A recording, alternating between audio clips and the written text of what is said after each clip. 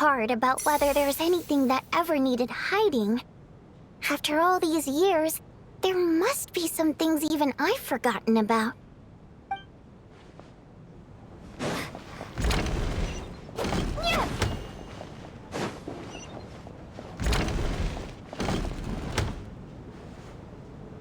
Valeri, come take a look at this. You too, Traveler. Some sort of notebook. What is it for? It's the on-duty logbook for the theater. Kulish was the main person to use it. He mostly used it to record any unusual incidents during a show, audience numbers, exit times, and so on. Yes, he'd always have this logbook with him when he checked tickets at the entrance. This should confirm a lot of key details about the recent show. So, you find anything unusual? Yes. The number of people. I've checked and double-checked, but the numbers just don't match what's recorded in the logbook. Apparently, we have an extra person among us. Are we certain that logbook is accurate? Could someone have sneaked in without buying a ticket or something? Unlikely. Kulish took his duties very seriously. I've rarely seen any errors in his work. Not to mention that this was a dress rehearsal, meaning smaller audience numbers and tighter ticket restrictions than usual. Everything would have been well within his control. We no longer have our tickets with us, do we? They got collected on entry. I assume there's no way we can check them again. Unfortunately not. The theater recycles tickets. Once people are in the door, they don't tend to leave until the show ends, so we collect the tickets at the point of entry.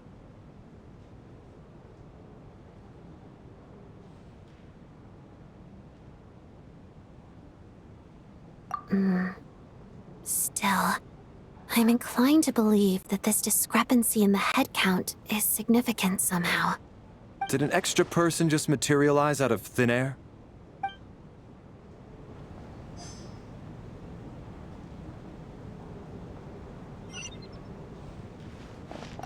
Did an extra person just materialize out of thin air?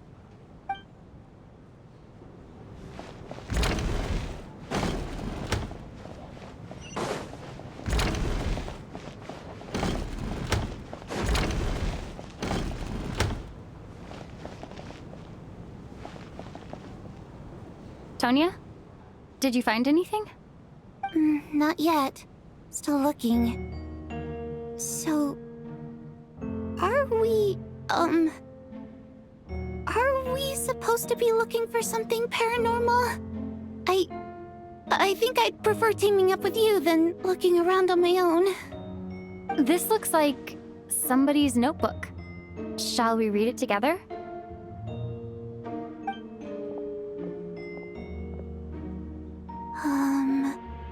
Well, it doesn't look scary or anything, so I guess it should be fine. All right, let's read it together.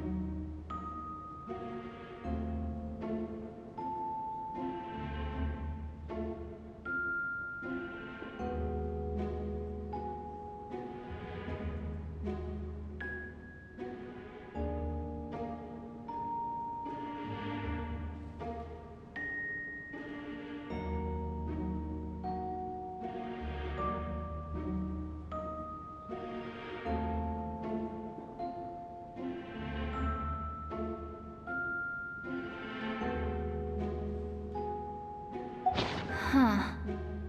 This has to be Vodyanitsa's writing, surely. Maybe it's a little rude for us to peek at this. I feel like I just read someone's secret diary by accident. It sounds like she's writing this for her parents, right? I don't understand. Why put this stuff in a notebook instead of mailing it in a letter? Because her water imp parents belonged to the aristocracy, who were driven out of Snezhnaya by the Tsaritsa long ago. And now they live somewhere new, where the postman can't get to. We're sorry! It's fine.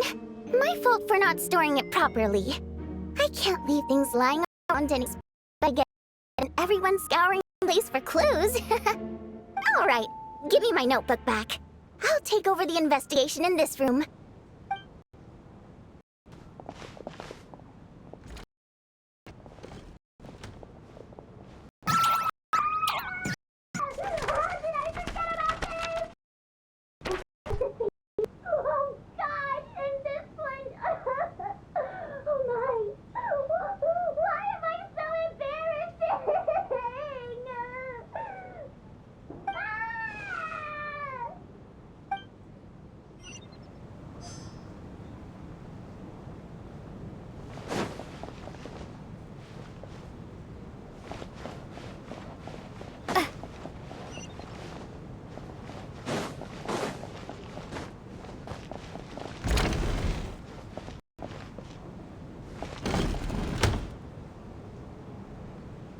Ah, Traveler. Since you're here, come take a... Alosha found it. We're both curious to hear your perspective. It appears to be an investigation report. And the focus of the investigation was the rumors of haunting we heard about earlier.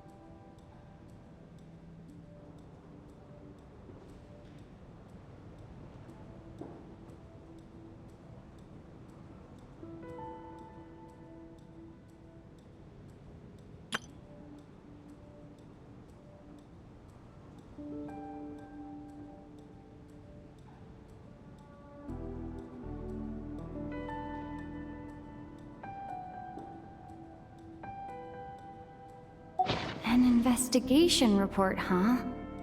Looks quite old. Huh.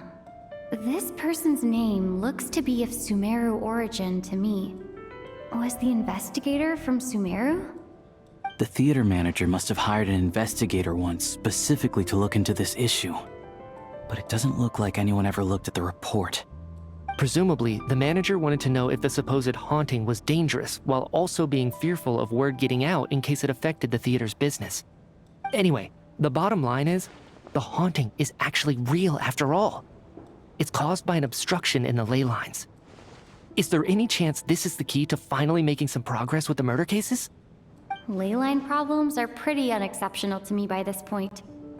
And while it certainly offers an explanation for the ghosts, it's hard to imagine what connection it could have to these two murder cases.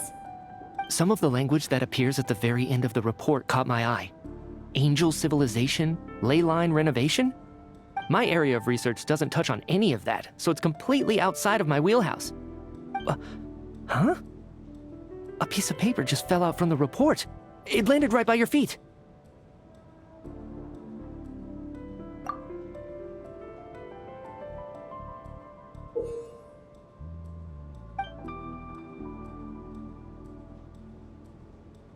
How unnerving. It was tucked inside the report, so it must be a note left by the author. Death is near. Is that supposed to be what's going on here? With us, in the theater? But if so, how did the author foresee it? Could he predict the future somehow? Maybe things are more complicated than we thought. No, wait a second. If we take the report and the note at face value, they completely contradict one another. The report definitively concludes that the hauntings in the theater are harmless and cannot affect the real world. But the note seems to be warning of potential danger. The question is, what exactly does the note mean by death?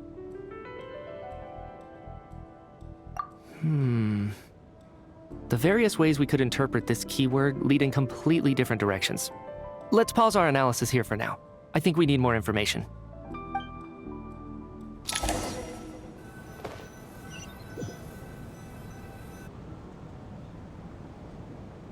If we take all this together, it's not impossible, is it? If anything, it's the natural conclusion. Oh, I beg to differ. This sounds to me like a product of a researcher's vivid imagination. And perhaps it's because I'm still viewing this through the lens of a typical murder investigation. But still, I'm struggling to be persuaded by your theory. Does it really sound that far-fetched?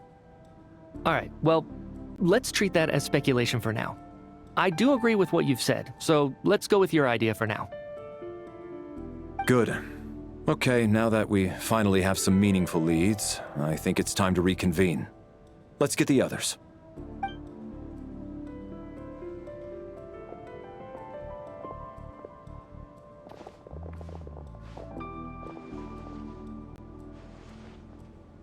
So, that's about everything we've discovered so far. I'll share my theory first. Based on what we've learned from the logbook, I believe the extra person among us is most likely the killer. If the killer had simply bought a ticket, it would have greatly increased the risk of their identity being exposed. I expect he or she either hid in the theater ahead of time, or found a way to slip past the ticket inspection. They then blended in with the group and waited for an opportunity to strike. What about the note found in the investigation report? Any thoughts on how that fits in? The killer may have simply planted it there as some sort of sick joke. I've seen my fair share of psychopathic killers. They love playing cryptic mind games. So, it has nothing to do with the haunting of the theater after all. This theory makes sense to me. If we have an audience member unaccounted for, chances are they didn't come here to watch the show. Could it really be that simple? So, in other words, all we have to do is find out who got in here without a ticket, and all our problems will be solved? Then let me make one thing clear. All the theater staff should be well aware that I came here for the rehearsal legitimately, yes? There's no way I'm the one who didn't have a ticket. It's true. I hear you used every trick in the book to get a hold of that ticket, too. Everything short of throwing a temper tantrum and rolling around on the floor at the entrance. I most certainly did not degrade myself in such a way. Probably a stupid question, but I might as well ask. Did anyone here get in without having their ticket checked? Hmm? Guess it was naive of me to expect them to just admit to it. Especially after the unprompted Lelic reveal. Once was already a miracle. Twice would be unfathomable.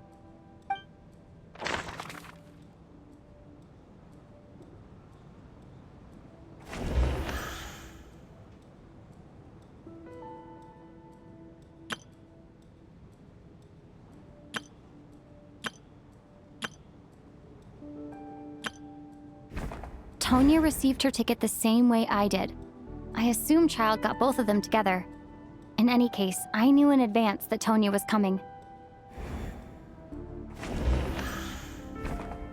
I don't believe any of us here knew Shram before all this. If no one can verify Shram's identity...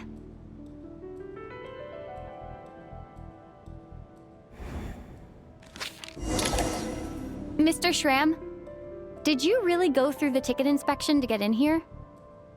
Huh? Me? Why am I being singled out, my friend? Do I seem that suspicious? It's not that you stand out as suspicious, more that everyone else has been ruled out as trustworthy. Okay. Well, we spent the best part of 2 days together now, so I'm sure you can all tell what kind of person I am. I'm a true gentleman. I never dream of doing something like sneaking to the theater without a ticket. Yeah, I have no doubt that you're a good person. But the problem is, none of us here actually know you, so no one can say for sure that you are who you claim to be. Although, actually, what was it you said last night? Yeah, you're friends with that water imp, which is why you understand our primary mode of expression. Last time I checked, there were barely any of us remaining in Snezhnaya, since most of the water imps left. Could you tell me a little bit more about your friend? There's a good chance I actually know her. And I suppose it's also kind of a way for everyone else to get to know you a little better.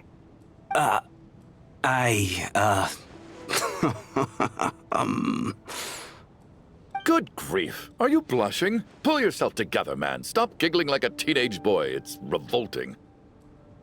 Hey, revolting is a little strong. All right, fine. I'll admit it. That water imp friend of mine, the truth is, we're dating. I was just a bodyguard hired by our family.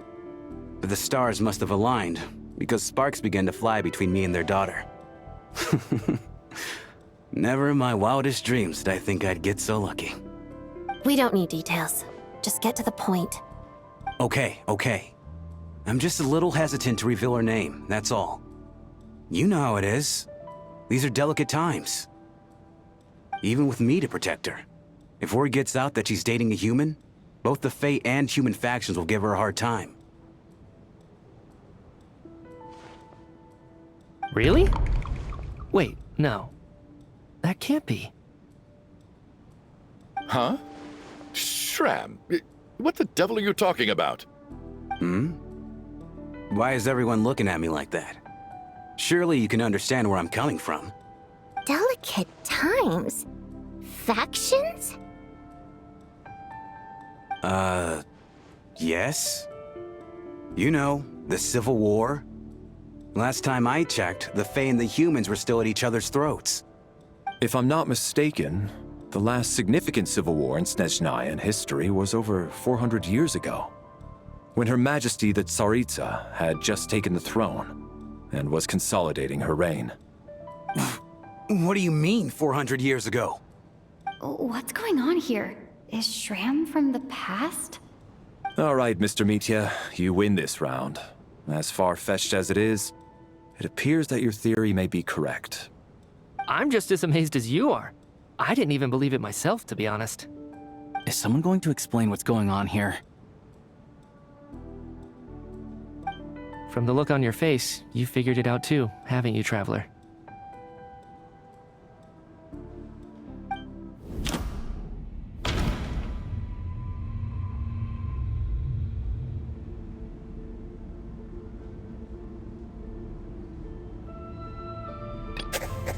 Vodianitsa's private letter touches upon the history of the Water Imp aristocracy's exile, but reveals nothing about Shram's identity.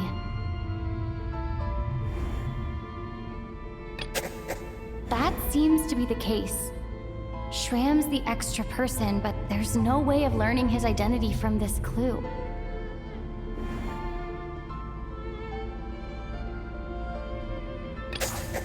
The theater's ley lines have been modified to block souls within its grounds from returning to them. Some souls can even wander this place forever.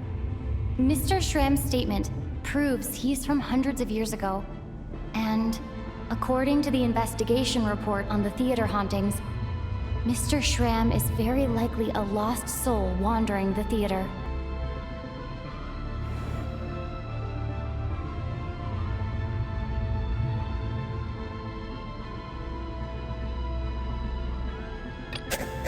This is Mr. Valeri's hypothesis.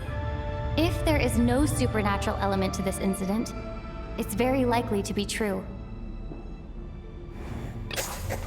For some unknown reason, the soul that has been wandering the theater due to the leyline issues has joined our group and blended in. Yeah, that must be the immediate reason why the ticket count doesn't match the number of people present.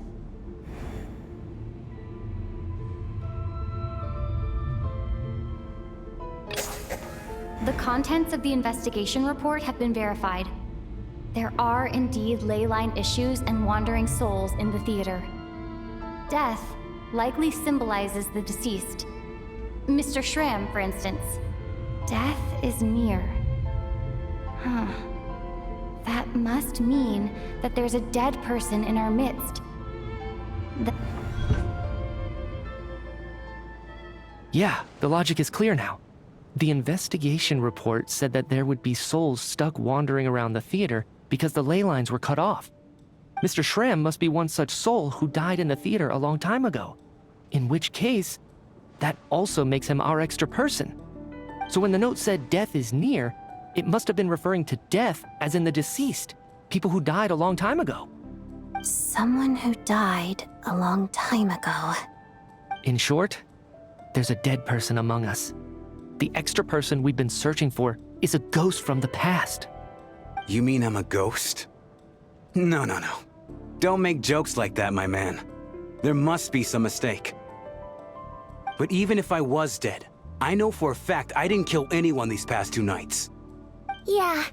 Even if all that's true, the report also said the souls inside the theater can't affect reality, right? They're harmless. Then what if the problem isn't the souls at all, but the ley lines themselves? The ley lines have a powerful ability to attract and devour souls. Let's say that the ley lines are like a black hole, constantly seeking to engulf souls. But the souls that don't want to return are trying to avoid being sucked in. Huh. Why does this analogy sound so familiar? What happens when the black hole can't achieve its goal? I'm only speculating here, but what if it ended up swallowing innocent souls or intentionally taking other souls to compensate? That could explain why we weren't able to determine a cause of death. If you're right, and their souls were devoured by the ley lines, it does make some sense. It does seem to explain a lot of the things we couldn't make sense of. Does that mean it's true? Except there's no concrete evidence. Mitya is relying on a lot of logical leaps. Still, it seems like the best explanation we have under the circumstances. All right, so how could Schramm not know that he's dead? Seems a little unlikely that he hasn't noticed anything unusual even after several days interacting with us. On the contrary, it's perfectly normal for a soul to wander the theater for centuries without questioning their existence or reason for being there. It's simply what's natural for them.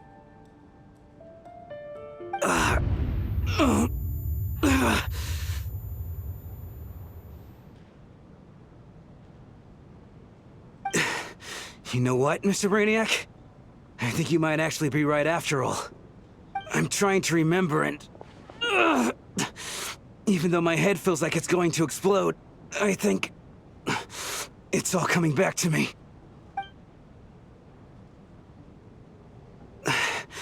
I was the one who didn't want to remember my own death, so I forced myself to forget. Well, I'm sure those are painful memories. My lady and I snuck out to go on a date one day. We bought tickets for the theater. It wasn't really my thing, but I was just happy to be together.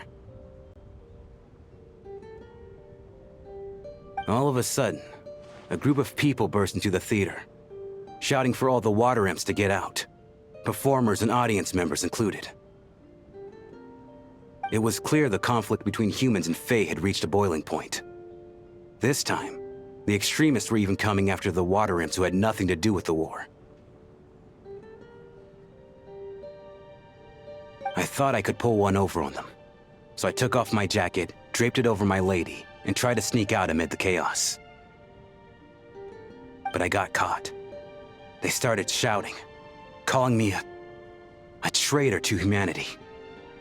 But I was going to do whatever it took to buy our chance to escape, no matter how many people stood in my way. I had to, both as their bodyguard and out of love. It's all right, friend. You can stop there if you want. You don't need to dig all that up again. It's just... even now, I'm still struggling to accept the truth. How could I be dead? I'm sorry, everyone. If I'd known I was a dead man walking, I wouldn't have dragged you down with me. If I'm the cause of all this death, then punish me however you see fit. But, Mr. Shrim... No. I refuse to be a burden. I know what I have to do. You said I've been wandering the theater for centuries, right?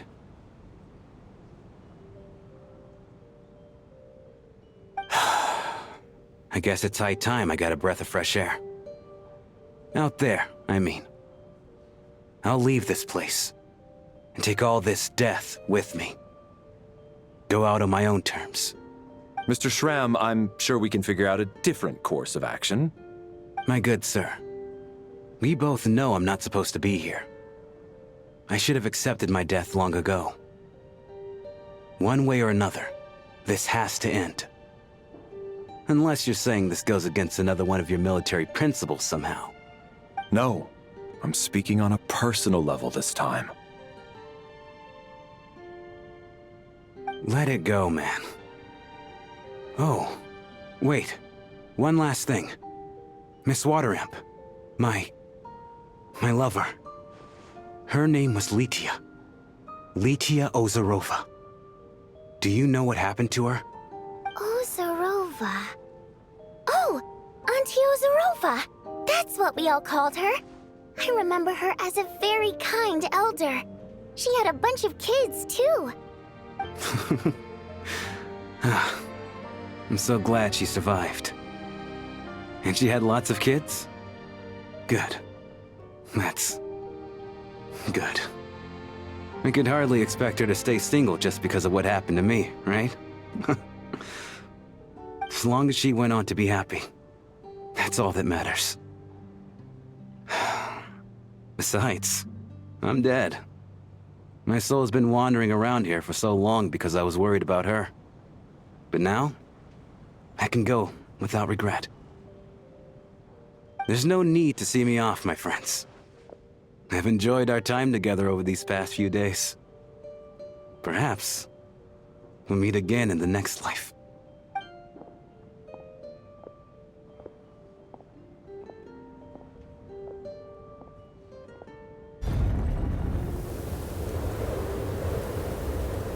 Take care, my man. I know Mr. Shrim was already dead, but... I still feel so sad. Death is cruel, no matter how we might try to make sense of it. So, was the conflict between Fae and humans really that bad back then? I was only little, so I don't remember much. It's terrible to think that so many innocent people had their lives turned upside down. Even the historical records about that time period don't say much about it. All people know is that the Tsaritsa founded the Fatui, drove out most of the Fae aristocracy without explanation, then used her terrifying power to suppress the humans. It seems to me like the Tsaritsa chose to make herself the enemy. She downplayed the conflict, directing whatever animosity both sides had for each other at herself instead. That's also why, despite how brutal the conflict was at the time, there hasn't been much lingering tension between humans and Fae since. Things have been fairly harmonious for the past few centuries. So, the Tsaritsa banished the Fae to protect the Fae living in the city? She offered herself up to be hated in exchange for peace. Maybe it's not quite as bad as it sounds. I don't think Her Majesty is too concerned if mortals hate her or not. And besides, there are very few who truly do. All this time, I had no idea. All right. If Mitia's theory is correct, then I think we can consider this matter settled. Let's all take a break.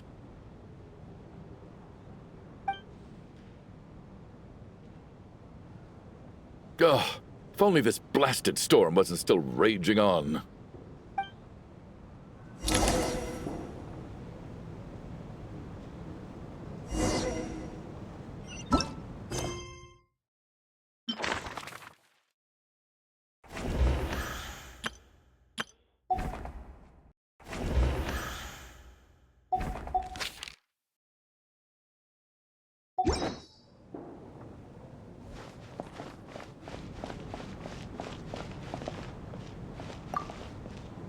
Even though Shram was already deceased, his decision to walk into the snowstorm was still a sacrifice, and a very brave one. This is one of the few times I don't feel at all happy to have my theory proven true.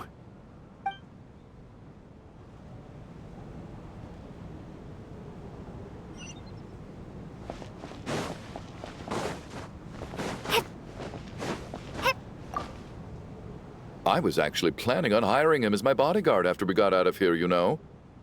Oh, poor guy.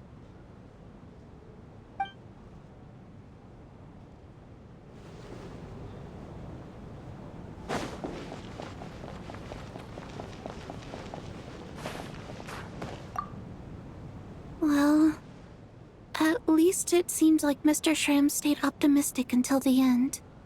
The information he revealed, it's given me a lot to think about.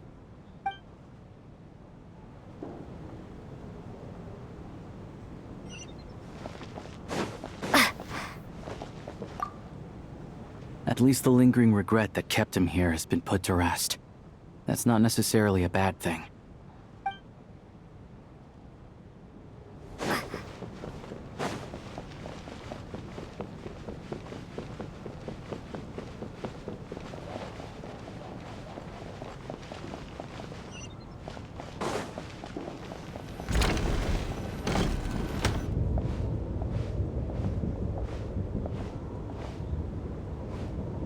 Looks like now we can just rest until the snowstorm stops.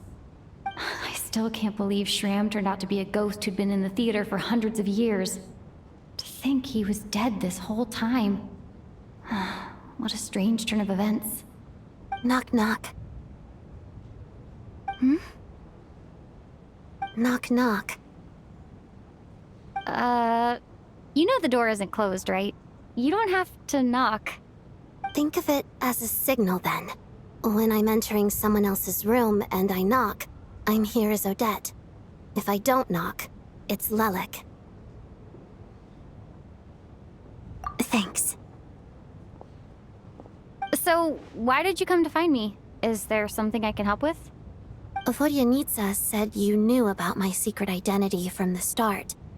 But when everyone was discussing who Lelik could be, you were worried that revealing what you knew would be unfair to me, so you kept it to yourself, right? Yes, I'm extremely grateful for that. It's nothing. I mean, you didn't hold what happened with Senora against me, so I should thank you for that as well. Actually, there's something else as well. I found myself in a situation similar to the one you were in when you helped conceal my identity. So I thought I'd come and ask you for advice. It's about Mitya. Before all of this, the last time I saw him, he was dead. As I'm sure you know, my goal as Lelik was to stop Project Snezhnaya. Well, when I found out the tech lead for the experiment behind Project Snezhnaya was Mitya, I immediately started planning to track him down and threaten him to back out. I often saw him around the theater, but I soon concluded that making my move there would risk exposing my identity. So I decided to infiltrate the Armory Palace and go directly to his lab. That way, the threat would be much more effective.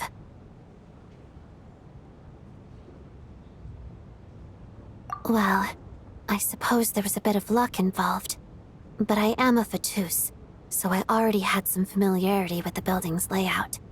But when I finally made it to his lab, Mitya seemed to be dead.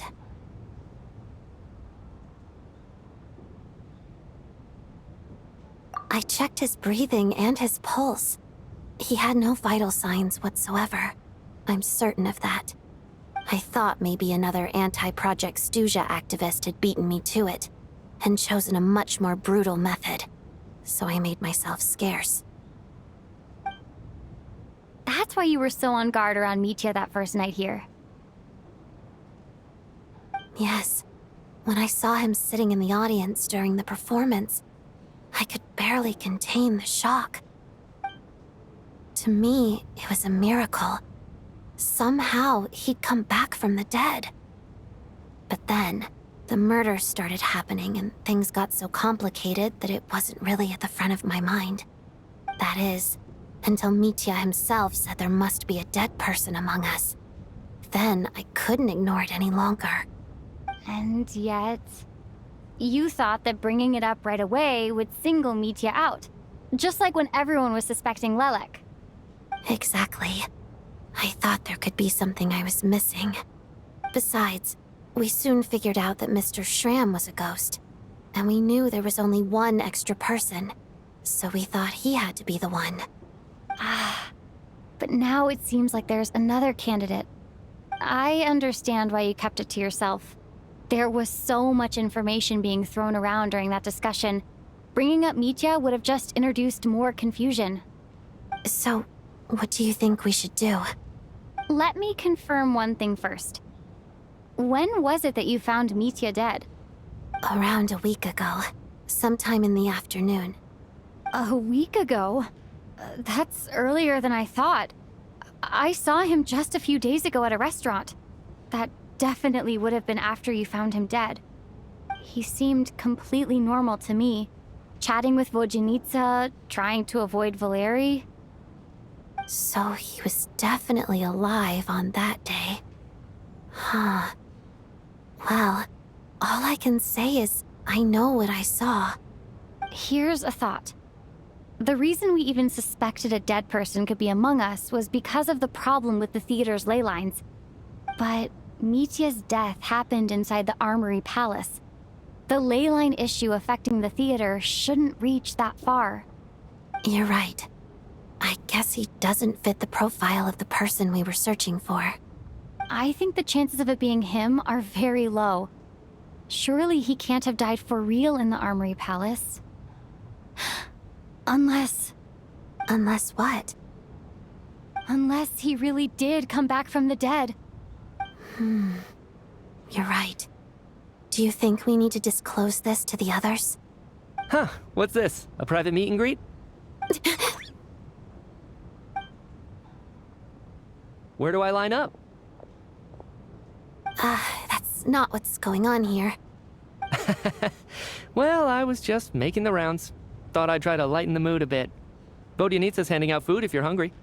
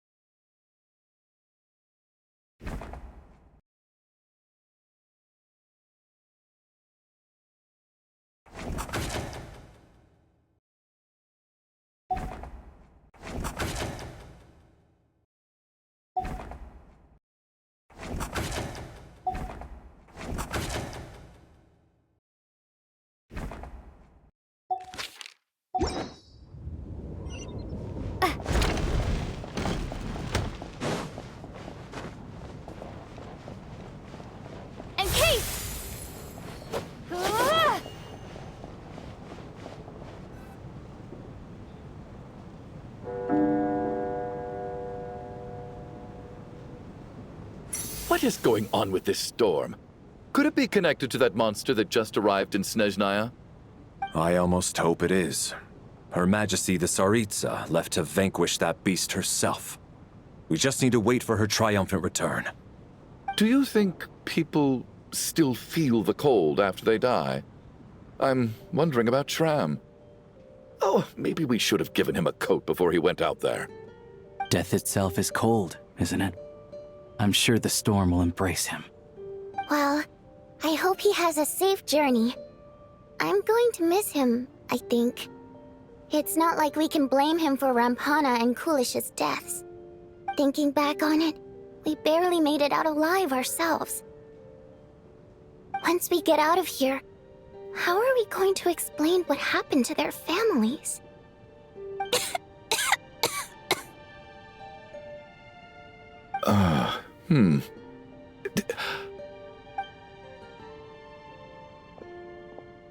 Are you okay?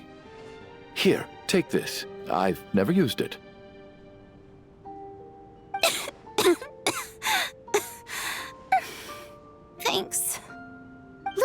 Mr. Nice Guy all of a sudden? Is it because Tonya stood up for you this morning? At least you know how to return a favor. Yeah, without Tonya, who knows how badly he would have been hurt.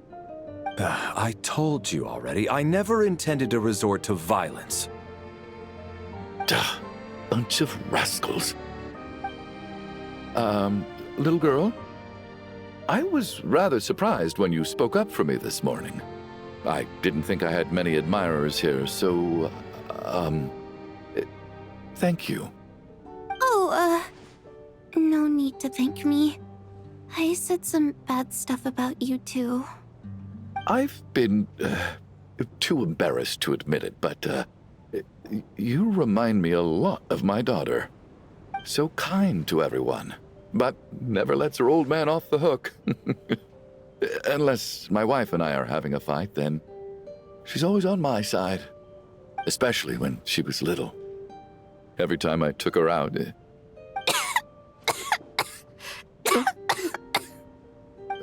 All right, easy now. How long have you had that cough, Tonya? I don't know. It's probably been a while. I'm fine. Are you taking anything for it? Yeah. I'll be fine once I see my brother. He's gonna pick some frost fairy flower leaves and brew a tonic for me. I'll feel much better once I drink that. I see. That's good to hear, then. We should probably discuss arrangements for tonight. Now that the deceased has left our midst, there shouldn't be any more incidents. However, out of an abundance of caution, I'll keep watch. Shouldn't we take shifts? I can take one if needed. No need. I managed to get a nap in earlier, so I have plenty of energy right now. After all the tension of the past few days, everyone else should just focus on getting a good night's sleep.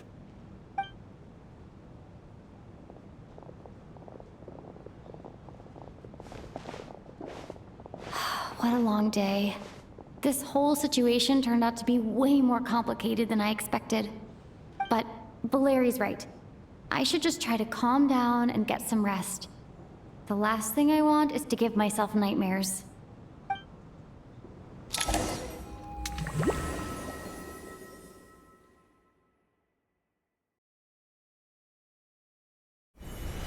She's awake.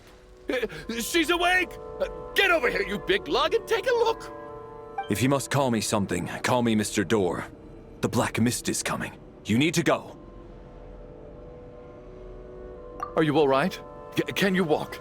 We just got attacked by monsters on our way up. That Mr. Door fellow protected us.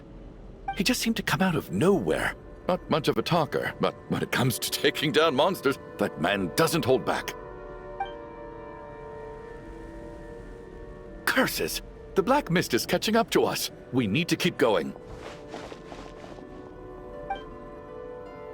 Mr. Door, I don't believe I've ever seen you around here before. Why is that? There's no need to try to get to know me.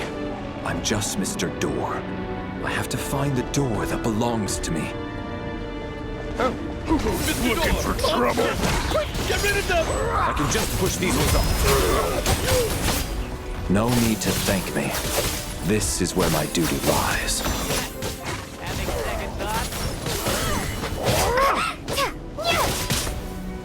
Cryostorm! Get a load of this!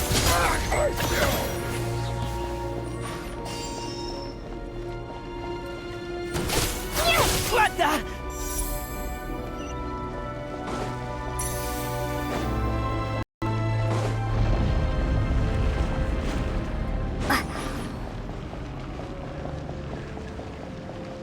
So we're doing this the hard way.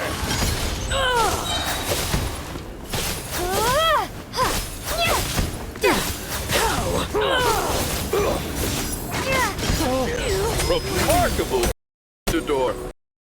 If I had your muscles, I'd do the same.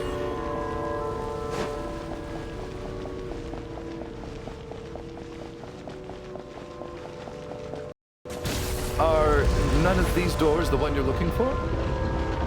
No.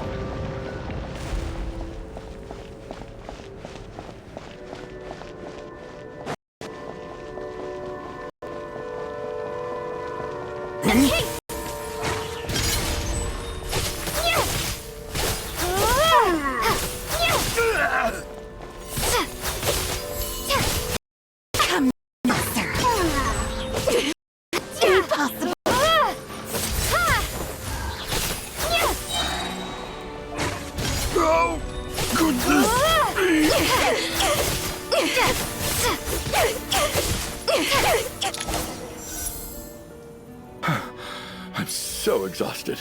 And the black mist is still rising. Oh. Wait, look! There's more monsters down there. Are they coming from within the black mist? No, no! They're gaining on us! Quick, keep going, or they'll be at our heels any second!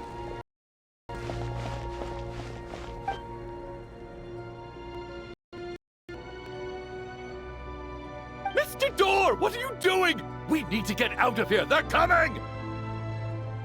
Found it. This is my door. What? You mean you're going to stay here? I am a door. This is where my duty lies. No! You saved us. We can't leave you behind. You must keep going. A door can only keep things out for so long. You must make haste. But... Oh, you're right. Let's go. We can't let Mr. Door's sacrifice be in vain.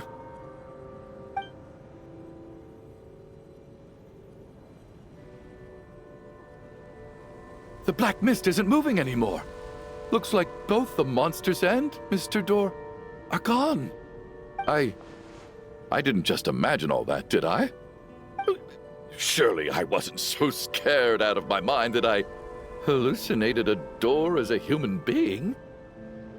Oh, okay, good. There's no way we both hallucinated the same thing. Getting sleepy? Well, looks like we're safe for now. Go ahead. Let's get some rest.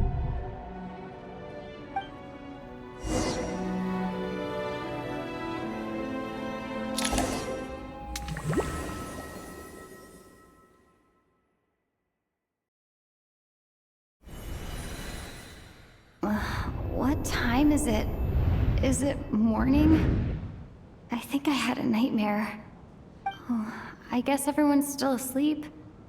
These past 2 days have been exhausting. Valeri's keeping watch though, so he's probably the only one awake. Valeri?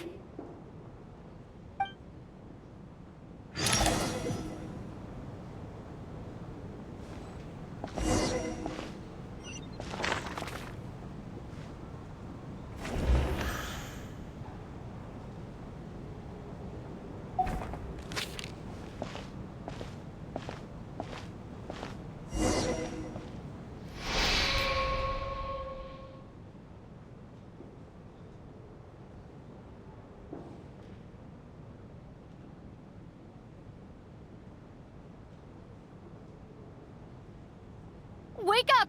Everyone needs to wake up!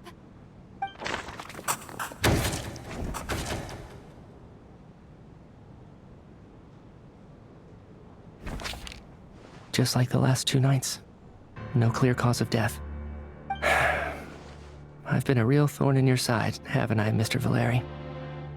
Now you can rest in peace. But for me, life will be all the duller for not having to run away from you, my friend. How's Tonya? Is she okay? I just checked on her, and it doesn't seem like anything serious. She's just exhausted from the past couple of days, and she's still recovering from her illness. We should let her sleep a bit longer. That means Valeri was the only one who died last night.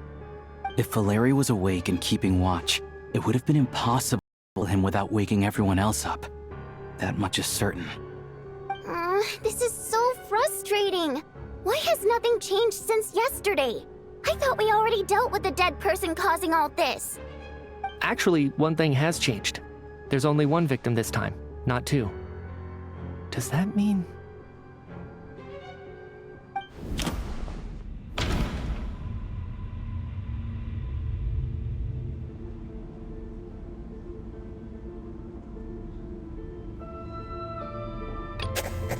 Can a death at night even be defended against? This logic... But Mr. Schramm was already deceased to start with. That doesn't seem very likely. After the deceased Schramm left, there was one less victim last night. That more or less tracks. It's a reasonable conclusion, considering the only variable that changed.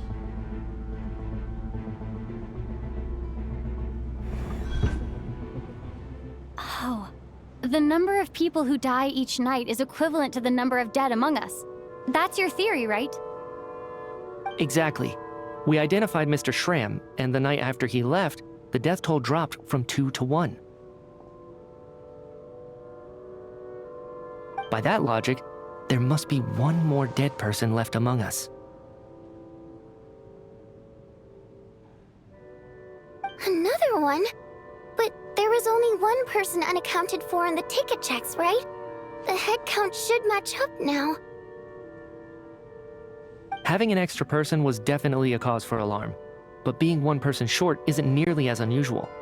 Someone could have left in the middle of the show, or made it out before the storm hit. One more dead person among us. If Mitya's theory is right, then what Odette told me seems a lot more relevant. It's just, at the time, we had no reason to think there was more than one dead person. If only we'd taken it more seriously as a possibility, maybe this could have been avoided. I'm sorry. This is my fault. I had information that could have been helpful, but I held back. I should have brought it up right away. I'm partly to blame as well. I was too quick to dismiss Odette's concerns. What is this about? What have you two been getting up to behind my back? Sounds like there's some big news you've been keeping from the rest of us. Well, we're all ears.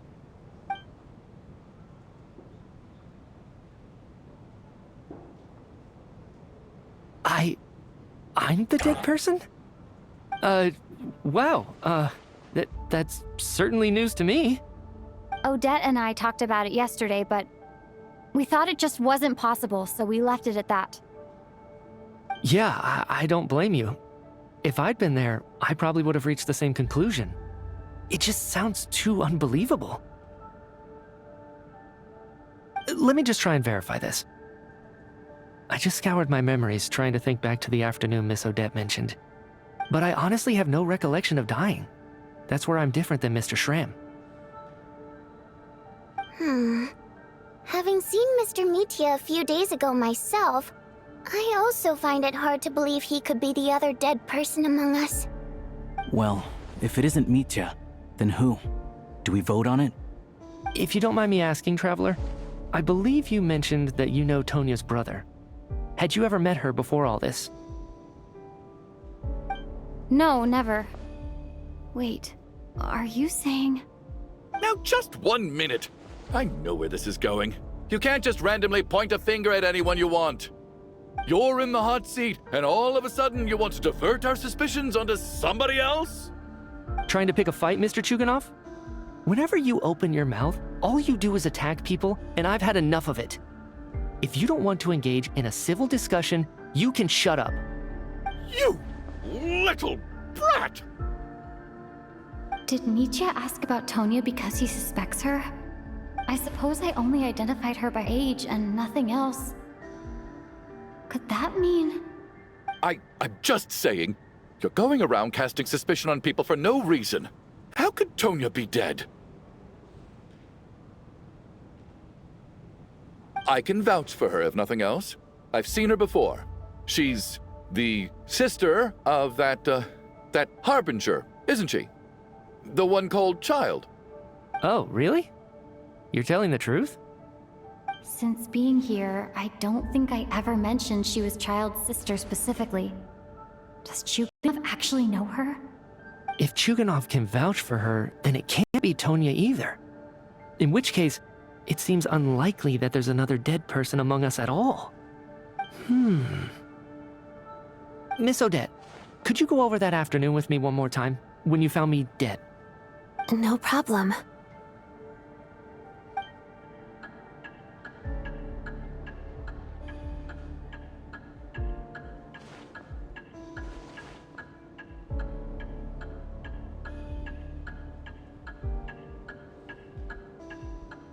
No matter how hard I try, I just can't remember anything about dying. But I do remember something else. Miss Vojanitsa, during our last meal together, I told you how some of the researchers were suffering from temporary memory loss. Do you remember that? Oh, yeah. You said it was hindering the progress of your experiments. You thought they were just under too much stress or something. Right. And even though I don't remember dying that day, I'm pretty sure I experienced something like amnesia. Some of my memories from that afternoon are missing. Are you suggesting you're missing the memory of your... Of course. How am I only just realizing this? Humans aren't necessarily aware of their own death. You mean being silently assassinated, or dying in your sleep? Situations like that? The researcher's amnesia. Suddenly it all makes sense. I must thank you, Odette. I think your perspective just helped me reach a breakthrough on a series of issues that have been troubling me for quite some time. All right. It's decided then. I'll be the one to leave today. Oh, leave? Hey, wait a minute. Aren't you rushing into this? What if you're wrong? You'll pay with your life. Come on, kid. Aren't you gonna fight for your life? This seems like a rash decision. I have other reasons beyond what's been discussed. In fact, thinking back, I remember during Miss Odette's performance, while I was sitting in the audience stalls, a brilliant new idea for my research popped into my mind. But then, my train of thought suddenly cut off. I can't remember it now at all, and I didn't take any notes. I guess that must be another instance of temporary amnesia. No. Hold on. I see where you're going with this. You're suggesting that each instance of temporary amnesia is a death, right? There's a glaringly obvious flaw in that idea, no? How can one person die so many times? I believe Miss Odette's account. During the period where my memory is blank, I must have been either dead or in a similar state. All it would take is for the same thing to happen in the theater, and I would come under the effect of the ley lines in this vicinity. This increases the likelihood of me being the deceased, does it not? But... There's no evidence to suggest that anyone other than me is a candidate for the deceased. So allow me, as a scientist, to treat this as an experiment. Please relax, everyone. I don't think things are as bad as they may seem. If I really am the deceased, then to leave the theater will be a relief for me. If, on the other hand, I'm still alive right now, well, apparently you've all witnessed my resurrection recently anyway. Who's to say I won't return from the dead again this time? Mitya's right. This is the only thing we can try right now. I think he's deliberately downplaying the gravity of the situation, though. He probably doesn't want to burden everyone. What is a scientist if not someone who gambles on experiment after experiment in an attempt to obtain the truth? With this snowstorm, the ley line phenomenon, ghosts of the dead, and my amnesia, we've been paralyzed by not knowing and powerless to do anything about it. It's a terrible feeling. But if I do get resurrected, you can be sure that I'll come back with the truth of all this. Just you wait.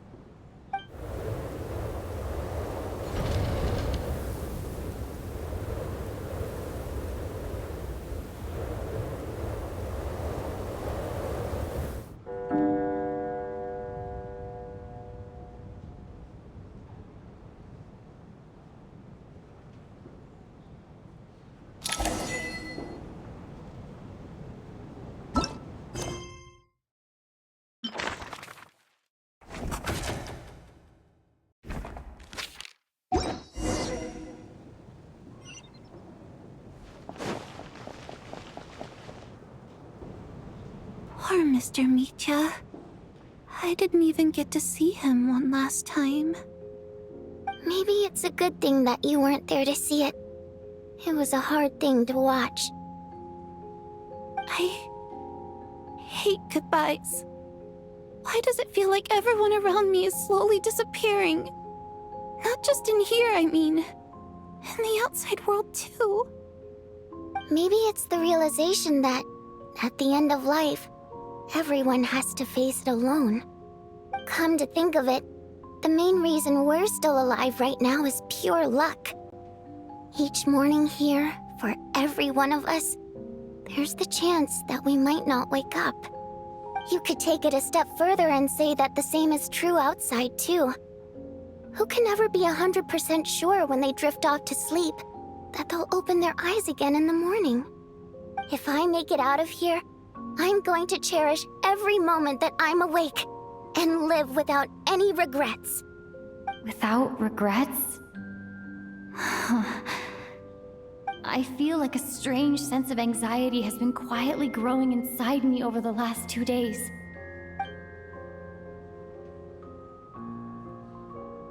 Are you okay? You look really glum.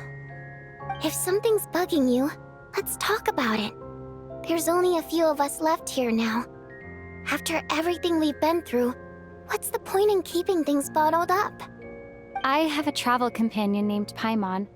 Alosha and Odette have met her before. She's been feeling unwell recently. You're worried about her, aren't you? That makes sense. We've been trapped in here for days. To be honest, I used to feel like I was just a spectator in this world, watching everything that happens from the sidelines. Maybe it's because I'm a descender? A descender?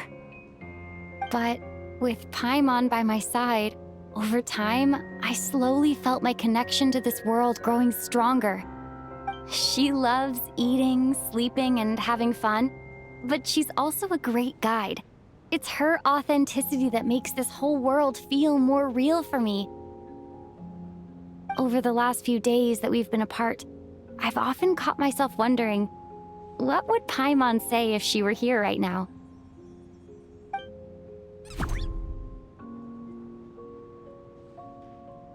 But by the time I snap out of it, the conversation has already moved on and I'm still in my own little world. I'm trying to overcome this sense of detachment, but I really miss Paimon. I guess, in a way, she means the whole world to me. I bet she misses you when you're not there as well. Maybe you're her entire world too. I don't know if this will make you feel any better, but back when the water imps left Snezhnaya in droves, I also felt like the whole world was suddenly empty. I could be surrounded by people all smiling and having fun, and still feel completely separate from it. So, I totally understand how you feel. Later on, I started to think, maybe accepting the fact that our loved ones won't always be with us is something that takes a lifetime. All we can do is cherish their companionship from moment to moment. So, once we get out of here, you better hurry back to our side as fast as you can. You can't let your story end in regret. That's the trope I hate the most. Thank you. That's exactly what I needed to hear. But Vodyanitsa, if you hate goodbyes too, why didn't you leave with your people? That's just the choice I made. I used to regret it, but I don't anymore. Like I said before, singing is a water imp's primary mode of expression. It's how we convey our emotions. Our songs have echoed through this theater for hundreds of years, each one a story pieced together through moments of joy and sorrow. But does a story exist without someone to read it? To me, the answer is no. So I made the choice to stay. That way, there would still be someone left to sing these songs and listen to their stories. Otherwise, They could have been lost forever. Could you teach me how to understand your people's songs sometime? I want to be able to truly hear them, like Mr. Shram. A fan after my own heart. Thank you, Tonya. How about I sing something for you, and you tell me what you hear? Okay, I'll do my best.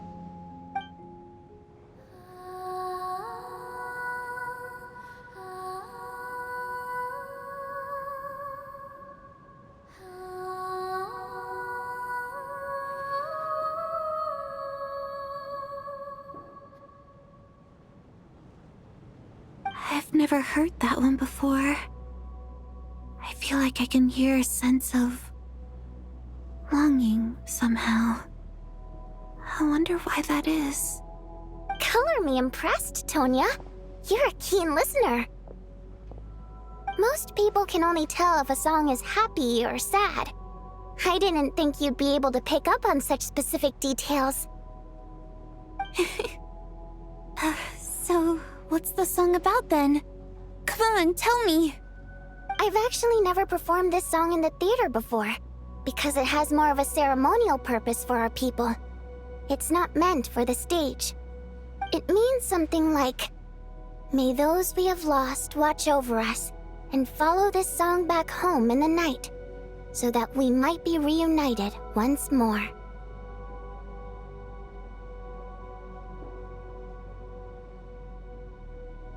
No wonder I could hear that sense of longing.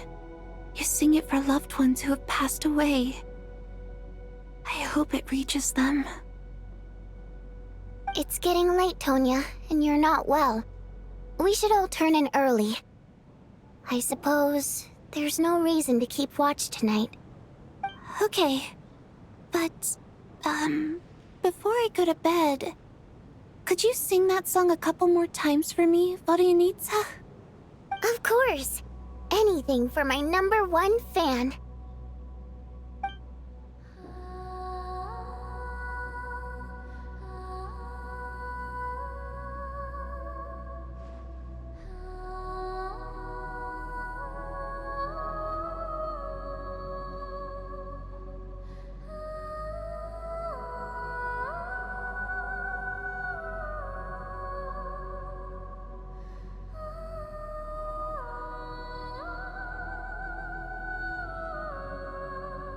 Once I get out of here, I definitely don't plan on ever coming back.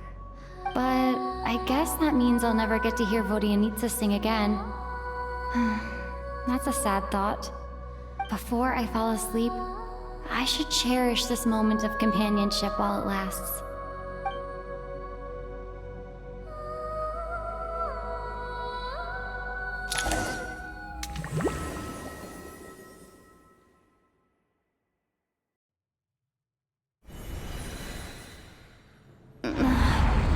Where am I? It's so dark in here, and I feel kind of dizzy.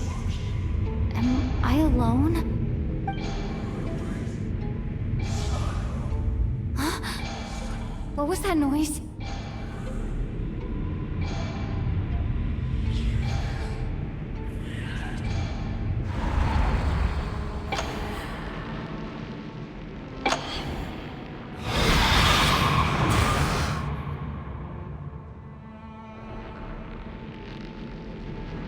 Return, O spirits.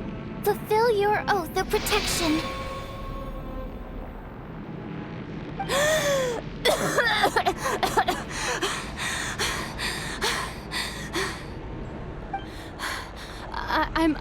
I'm alive? What just happened? No time for questions. Quick, over here. Turn on the switch. We need to bring back the light.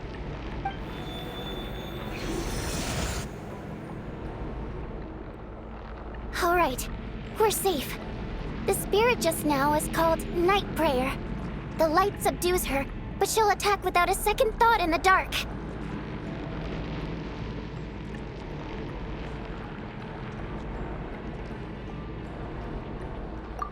Sort of. I know it's hard, but you can't let this place go dark. or she'll kill you again.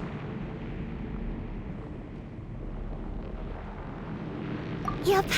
Luckily, I was here to resurrect you. Otherwise, that'd have been a real bummer.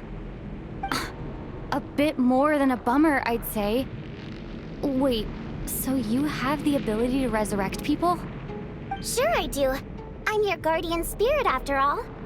I specialize in soul recall. Oh, it's nice to meet you, by the way. Oh, thanks. It's nice to meet you too. Alright, there's no time to waste. The black mist is already catching up. We need to avoid it at night prayer at all costs. Come on, let's go. We need to reach the next switch before the place gets too dark. If we bring the light back, night prayer won't be able to get to us. Sweet, sweet light! It's back! Now that's a sight for sore eyes. Shh! It's night prayer. We need to move quick, but don't let her notice you. Look out!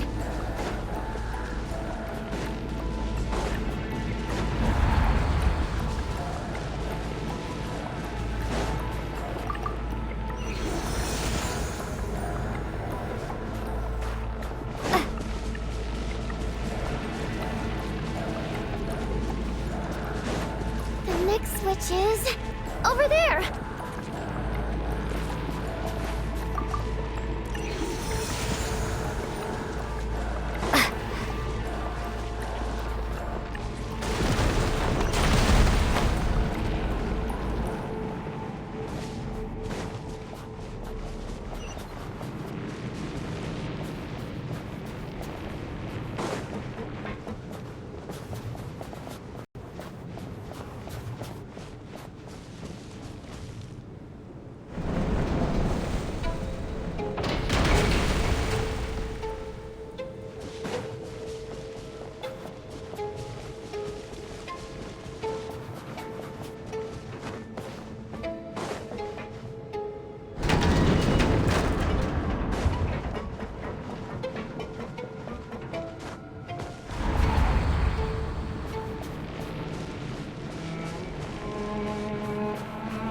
No, night prayer is here too.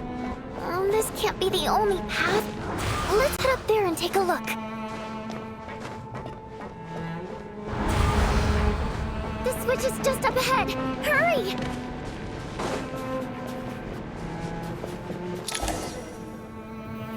It's too dark. We're not gonna make it. Come on, faster!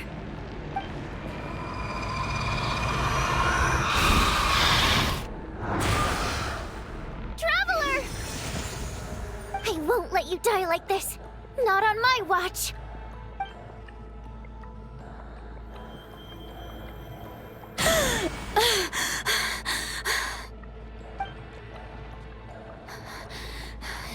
Even though it's not permanent, dying is definitely not a pleasant experience. Great. You're back. Yeah, thanks to you. Time for you to get out of here. Quick, before the light runs out. What about you? You're not coming with me? I can't. I've already been used up. A guardian spirit's skills are finite. I can only resurrect someone so many times. I might not look any different, but my essence has been exhausted. Now, I will slowly start to fade away. I can go no further. The black mist is where I belong. It's okay. Why didn't you tell me sooner? Because it wouldn't have changed anything. That knowledge would have just burdened you. And a guardian spirit's role is to protect. But... Go. Now, before it's too late. I already hear night prayer approaching.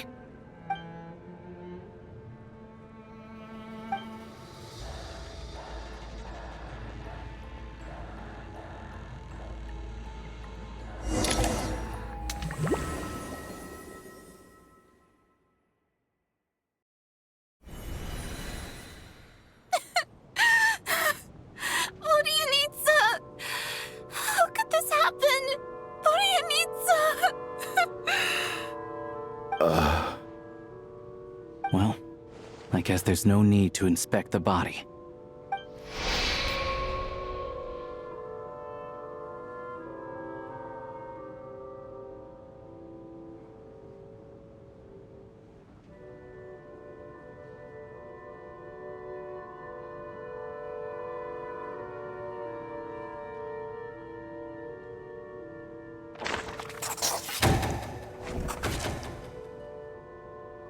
This wasn't supposed to happen. You lied to us, didn't you, Chuganov? You've been lying from the start. Take a long, hard look at yourself before you go around accusing other people. I suspected you on day one, Lelik, and now look where we are. By some strange coincidence, you've never been targeted.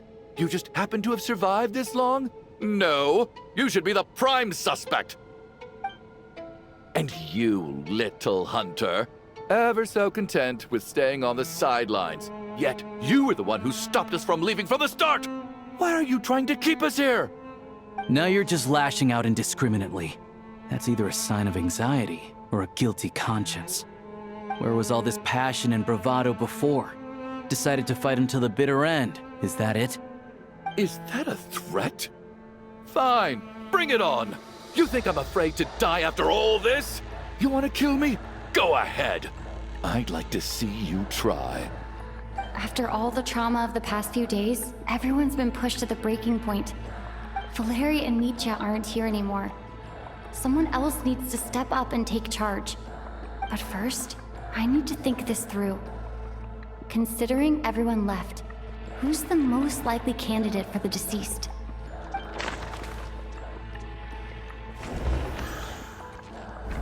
I clearly remember Mr. Chuganov from the first time I visited the theater. He made quite an impression.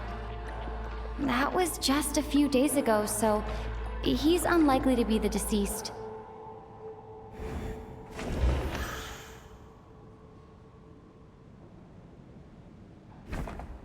Of those who remain, the only person we've never met before is Tonya.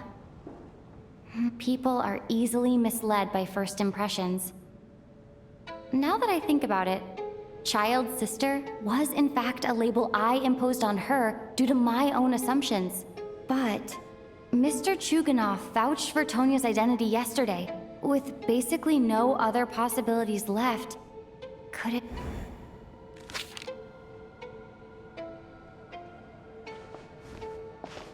Tonya, how's Tusser been lately? Tusser?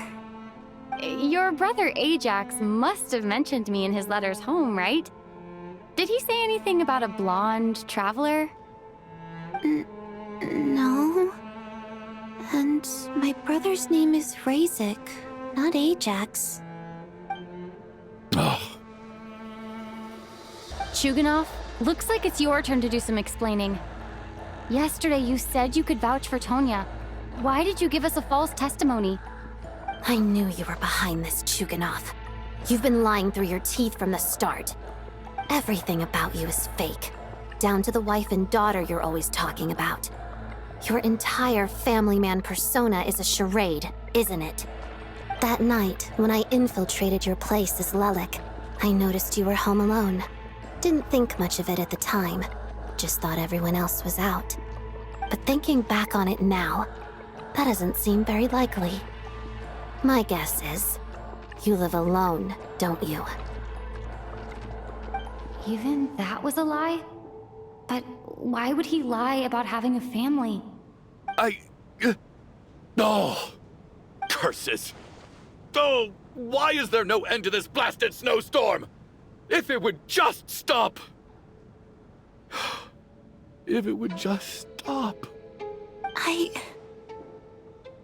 I think I remember now. I know how I ended up here. It feels like a distant memory. But at the same time, it's just like it was yesterday. The reason I'm always coughing is because I got sick with frostbite. The locals usually call it the snow cough. It's not a very common illness. It's partly genetic and partly caused by the cold climate, but it can be fatal. They sent me to the hospital as soon as they found out I had it, and I spent so long lying there in that hospital bed. After a while, I felt myself growing weaker and weaker. Nothing seemed to be working anymore. Neither the treatment that the doctors were giving me, nor the medicine my brother was brewing from frost fairy flower leaves. So one day, I told my brother that I wanted him to take me outside for once, so things could be like they used to, just for one day. I wanted to meet loads of friends, experience new things. He agreed. He snuck me out of the hospital, and we escaped. We got to the theater, bought tickets, and went inside. Oh, it was all so exciting. I remember the show very clearly. It was amazing. But I found myself getting sleepier and sleepier. Oh, Tonya. When I woke up, I couldn't find my brother anywhere, so I guessed he'd already left. But there's no way he'd leave me behind. So I decided to stay here and wait for him. At the time, I figured he'd probably gone to brew some more medicine for me. I was planning to chew him out for abandoning me when he got back. Tonya, it sounds like by then you'd already... Yeah, I know. I understand now. Dead, aren't I? This cough and the feeling weak, it's probably just my body's memory. After all of that, it turns out I can't blame my brother after all. I was the one who abandoned him. I'm sorry, everyone. I realized this much too late. It seems like death skewed my perception. And now I've dragged you all into this mess. Your name probably isn't even Tonya, is it? Didn't that ever strike you as odd over the last few days? Well, when I was little, my brother and I read a storybook, and Tonya is the name of one of the characters. When we escaped from the hospital, our family and the hospital security were looking everywhere for us. So when you first approached me and said my brother had sent you, and called me Tonya, I thought he must have chosen a fake name that only the two of us would know. Because he was afraid of getting caught. Now, it seems like that was just wishful thinking. At least your memory of death isn't painful. That is a small comfort. Now it's your turn, Chuganov. Talk to us. I believe no lie is ever told without a reason. You're right. I was lying. I happened to know that the Harbinger child and his sister Tonya managed to get tickets, so I lied to you and pretended I knew them. And yes, I was lying about my family too. The truth of the matter is, I lost them a long time ago. I just refused to accept reality. And now I've spent the second half of my life living a lie. I'm a joke. My daughter's name was Iskra. And before you ask, yes, Iskra, as in Iskra Manufacturing Plant. She also died from the snow cough. She was just 6 years old. If she were still alive today, she'd be around the same age as little Tonya here. After Iskra passed, my wife couldn't bear to face those memories either. So she chose to start a new life without me. One day when I came home from work and saw the empty room, I felt like I couldn't breathe. Subconsciously, I started to imagine that they were still there. I soon discovered that this was the only thing that made me feel any better, so I just embraced the delusion. Nothing more than a pathetic means of escapism, I know. But at least it's not a crime. So explain your false testimony then. The night before last, when I was chatting with Tonya, she mentioned that her brother would brew medicine for her from frost fairy flower leaves. Combined with her various symptoms, I suddenly understood everything, including the fact that she was deceased. The snow cough used to be an incurable illness. I would pick frost fairy flower leaves to brew medicine for Iskra too.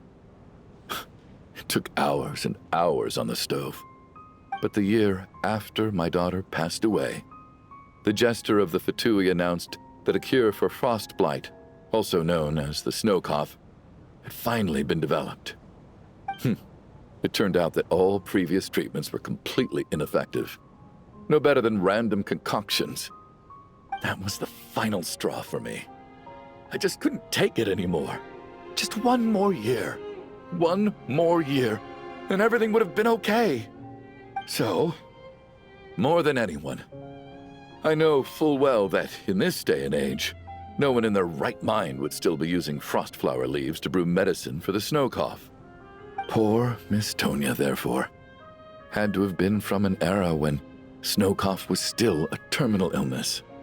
So, you projected your daughter onto her? Even though you knew she was one of the dead?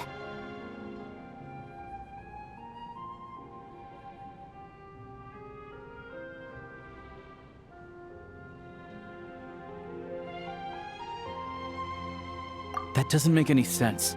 You knew she was already dead. What did you hope to achieve by protecting her? I just don't believe in your crackpot theories, nor do I approve of your actions. How can you just declare a living person dead and throw them out into that snowstorm? Nitia's gone. My good buddy Shram's gone. And now it's Tonya's turn, isn't it? The others I can make my peace with, but little Miss Tonya, here she is, standing right in front of us, alive and breathing, and fighting her own battles. Yet you're quite happy to say she's dead? I just want her to live. Once this snowstorm is over, the very moment it stops, I'm going to march out that door and find someone who can fetch the very best medicine for her snow cough. I'll be damned if I'm gonna let you cast her out into the snowstorm before I have the chance to cure her. Not again! Not this time! Not when the cure is right within our grasp! I'd never be able to forgive myself. Mr. Chuganov, stop. I can't let you do this. Tonya. By the sounds of it, you've known I was dead since the night before last, right? I really liked Mr. Valeri, Mr. Mitya, and Miss Vodyanitsa. And now they're all dead because of me. I'm not happy about that. The reality is, you've been trying to fight your own demons through me. But all you've really done is trap me inside your delusion along with you. No! Listen to me. I want to save you. I do! Well, at this point, I'm quite sure that I'm dead. I don't need to be saved. The time I got to spend with all of you is more than enough for me. Despite all the bad things that kept happening, I got to meet so many interesting people and spend so many days and nights by your side. Since the day I escaped that hospital until now, this has been an adventure I never even dared to dream of. I'm very fond of you all. If it were only possible, I'd trade my soul to bring back the ones who died. If it meant things didn't have to end like this. And that's why I'm not fond of you at all, Mr. Chuganov. I'm sorry. It's them that you owe an apology to, sir. Not me. Well then, I suppose this is it. It's time for my adventure to end. I've caused enough trouble. You're leaving already? It's still early. Don't you want to stay a little longer? No thank you. Oh, and by the way, my name is Patashka. It was nice meeting you all. Feels strange that we're only being properly introduced now that it's time to say goodbye. Ptashka?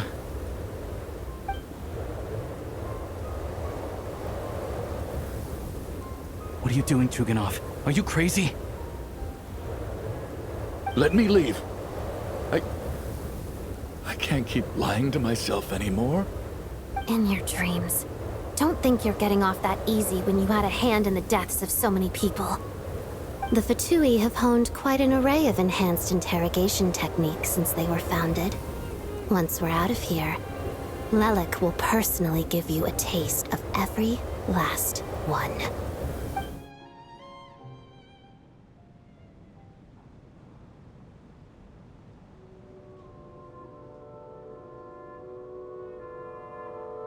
I think we should leave. I doubt this snowstorm is ever going to stop. For all we know, this storm might have destroyed all of Snezhnaya by now. Maybe even the whole world. Wait, we finally solved the mystery of the haunted theater today. Maybe let's at least try to enjoy tonight? Fair enough. I don't particularly feel like dying in Chuganov's company anyway. And yet you won't let me die first. Hey, Chuganov, on a serious note, if we do make it out of here, you should close down that factory of yours. A lot of people are freezing thanks to you. Is this really the time to be discussing my factory? All right, fine. I'll shut it down. Doesn't matter to me anymore. Am I hearing things? Or was that a knock at the door? There it is again.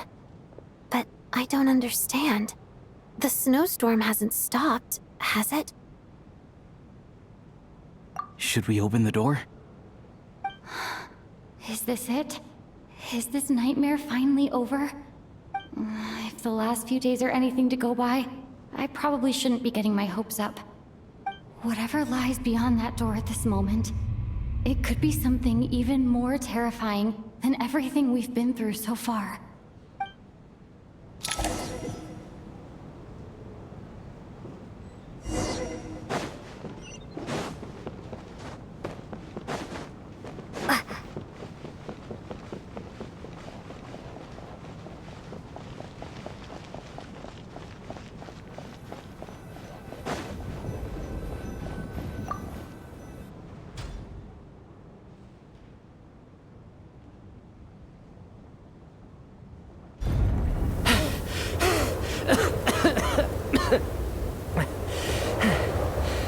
Hey everyone, I'm back. How are you doing?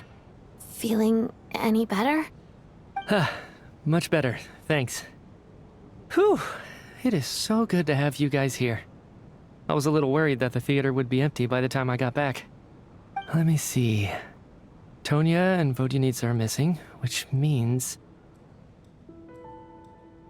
Vodyanitsa died last night. And then you discovered that Tonya was the other dead person. Am I right? Not Tonya. Ptashka. First, tell us how you made it back here. Given the conditions outside, no one should be able to return alive.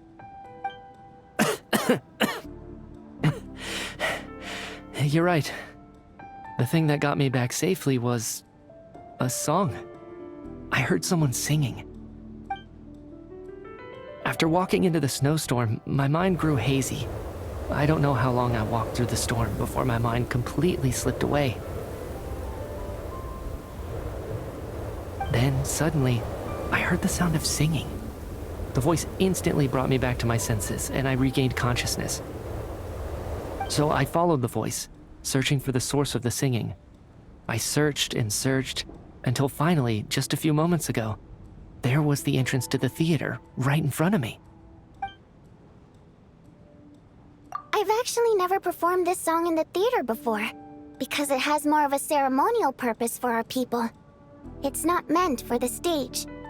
It means something like, "May those we have lost watch over us, and follow this song back home in the night, so that we might be reunited once more." That must have been Vodyanitsa's Requiem. Who knew it actually worked? That song is meant to guide the souls of the dead. Mitya, that must mean that you... Huh. No kidding. Huh, seemed like I guessed right then. This is what I've been so desperate to tell you about. When I first stepped out of the theater, I was still quite lucid. My memory of it is still pretty intact. I remember the outside world being completely different than what I'd expected. It was like this was a world where only the snowstorm existed. There wasn't a trace of any humans or buildings ever having been there. I don't know how else to describe it, except to say that it just didn't seem like the real world. And as for the Requiem, if I was guided here by Vodyanitsa's song, it can only mean that I must already be dead. And this is my soul, not my body. But I didn't experience a clear moment of death while I was out there. Nor do I feel any different now than before I walked into the snowstorm. You don't seem any different to me either. In fact, this is something I've been wondering about for a while now. If souls aren't physical, shouldn't they lack tangible form? Both Shram and Patashka were clearly deceased, and yet their souls didn't look or feel like ghosts at all. They were visible, tangible, no different than you or me. This raises a truly terrible thought. Is that really what Mitya is suggesting?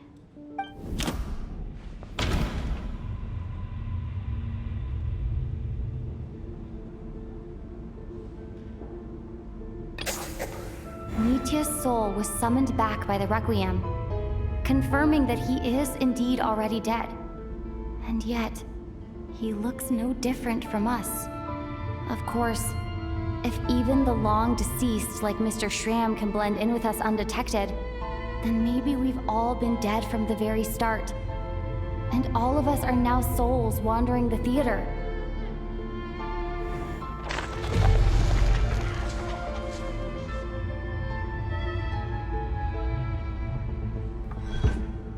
Yes.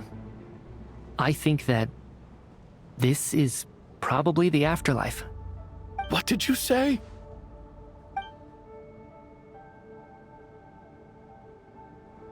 You heard me. We died in the theater.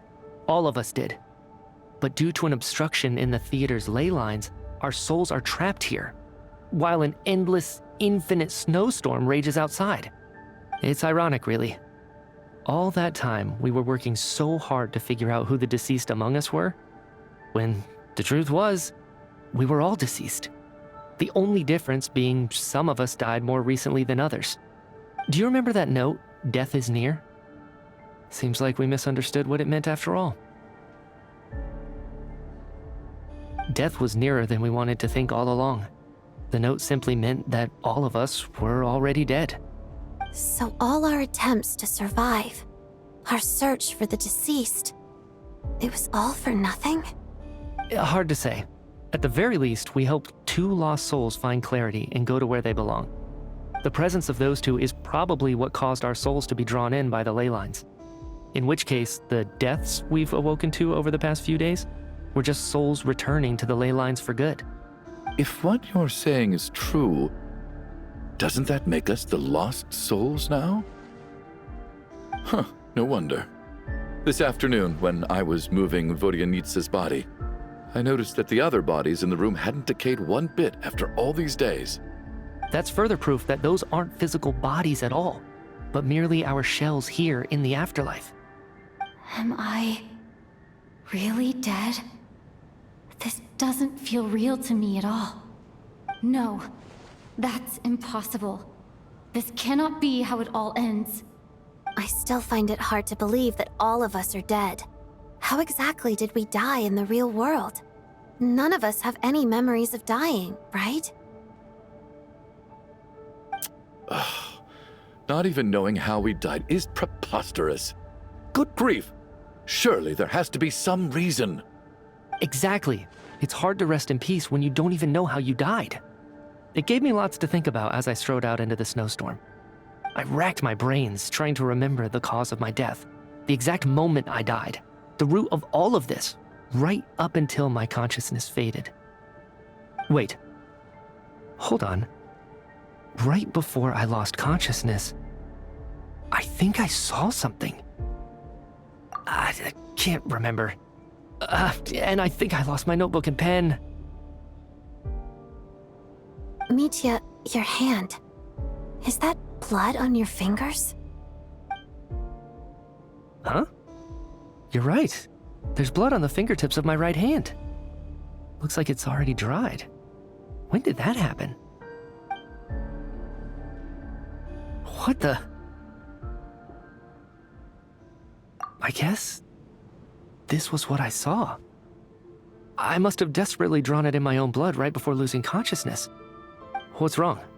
Do you recognize the symbol? It's Renova, the ruler of death. Alosha, do you still remember that Snezhnayan folktale you told me about? It was about the Grim Reaper. When someone's about to die, he appears as an incarnation of someone familiar to guide their soul into the afterlife. And as soon as you recognize his face, your life is over. I heard a similar tale when I was little. You think the Grim Reaper in this story refers to the ruler of death you mentioned? That's right. In which case, death is near could also mean that the Grim Reaper is here, disguised in a familiar form. Death, the deceased, and the Grim Reaper? So it's a triple entendre. When I first saw this note, I thought it contradicted the investigation report. But now it seems like that was the whole intention. So the Grim Reaper deliberately misled us. Then, we started suspecting each other and searched for the deceased while they hid in plain sight. By that logic, the one person most likely to be the Grim Reaper incarnate is...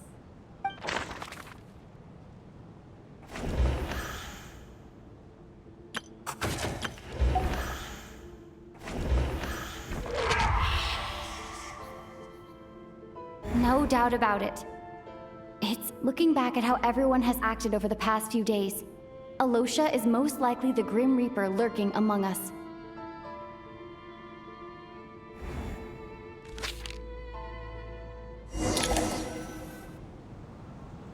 Is it you, Alosha? You were the first to discover the investigation report, and you had plenty of time to slip the note inside to mislead us. So? Surely you can't suspect me based on that alone. What if someone else found the investigation report first, slipped the note inside, and then put it back without telling anyone? There's no denying it. The note could easily have been slipped in much earlier than it was discovered. That's not all. I've also noticed that, although on the surface, Valeri, Mitya, and sometimes I were the ones taking charge of the situation, looking back now, even though you didn't say much, you were always subtly guiding everyone from the sidelines. What do you mean? You were the one who emphasized how dangerous it was outside and insisted we all stay here. It was also you who suggested that we all sleep in the same place. And earlier today, you tried to convince Ptashka to stay. I don't understand why, but it was out of character. So, you didn't understand my intentions, and now you're assuming the worst. Seems pretty unreasonable if you ask me. He still won't admit it? Fine. Let's see how he responds to the most damning evidence of all.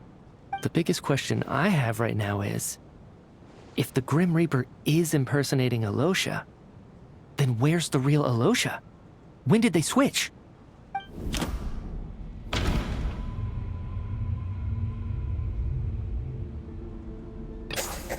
That's right. This was the moment. Right at the start, before any victims had even emerged, Alosha was switched with the ruler of death while everyone's guard was still down.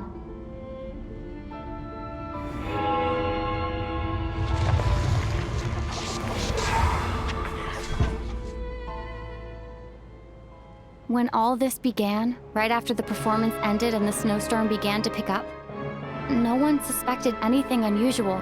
We just assumed we were snowed in. It wasn't until we discovered the bodies the morning after that we realized something out of the ordinary was going on. But it's clear now that the oddities actually started earlier than that, when Dimov walked into the snowstorm and never came back. Right. So Mr. Dimov was the first victim, not Sobolova and Torgov. And if we pinpoint that moment as the beginning of this incident, then one thing becomes clear. Alosha, you are the only person who walked into the snowstorm and came back without the help of Vojanitsa's Requiem. More precisely, Alosha never came back at all. The one who came back was the Grim Reaper. Not bad. Well, since you've backed me into a corner, I suppose there's no point in keeping up the act anymore. Alosha? You're the Grim Reaper? I am no such tired cliché. Mortals should address me as the ruler of death.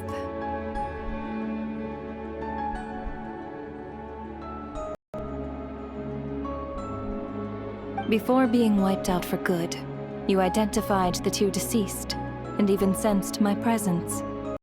A commendable achievement. Far beyond what I expected. I heard you can ferry souls. Those deaths each night. What you're doing? Your initial conclusion was correct. Instance of the land learns to reclaim his long-lost souls. Every night they devoured an equal number of souls to fill the void. This required no intervention from me. Though of course, ferrying souls is indeed my authority. Here, take a look.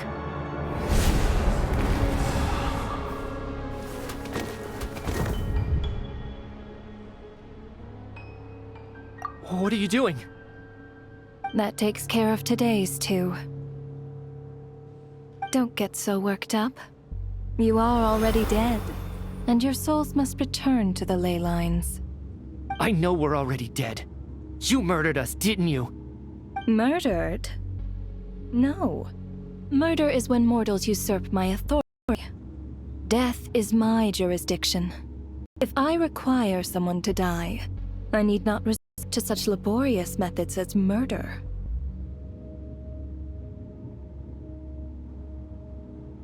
You simply met the criteria to trigger my curse of death. I know about the curse of immortality. So there's another death-related curse too? You cursed us? When? And why would you do such a thing? So often, humans pray to me, begging to know when their death will come, and what form it will take. But few people ask why. If you must have an answer, know that death comes simply because one's time has come. So you're not gonna tell us the truth? Hold your tongue.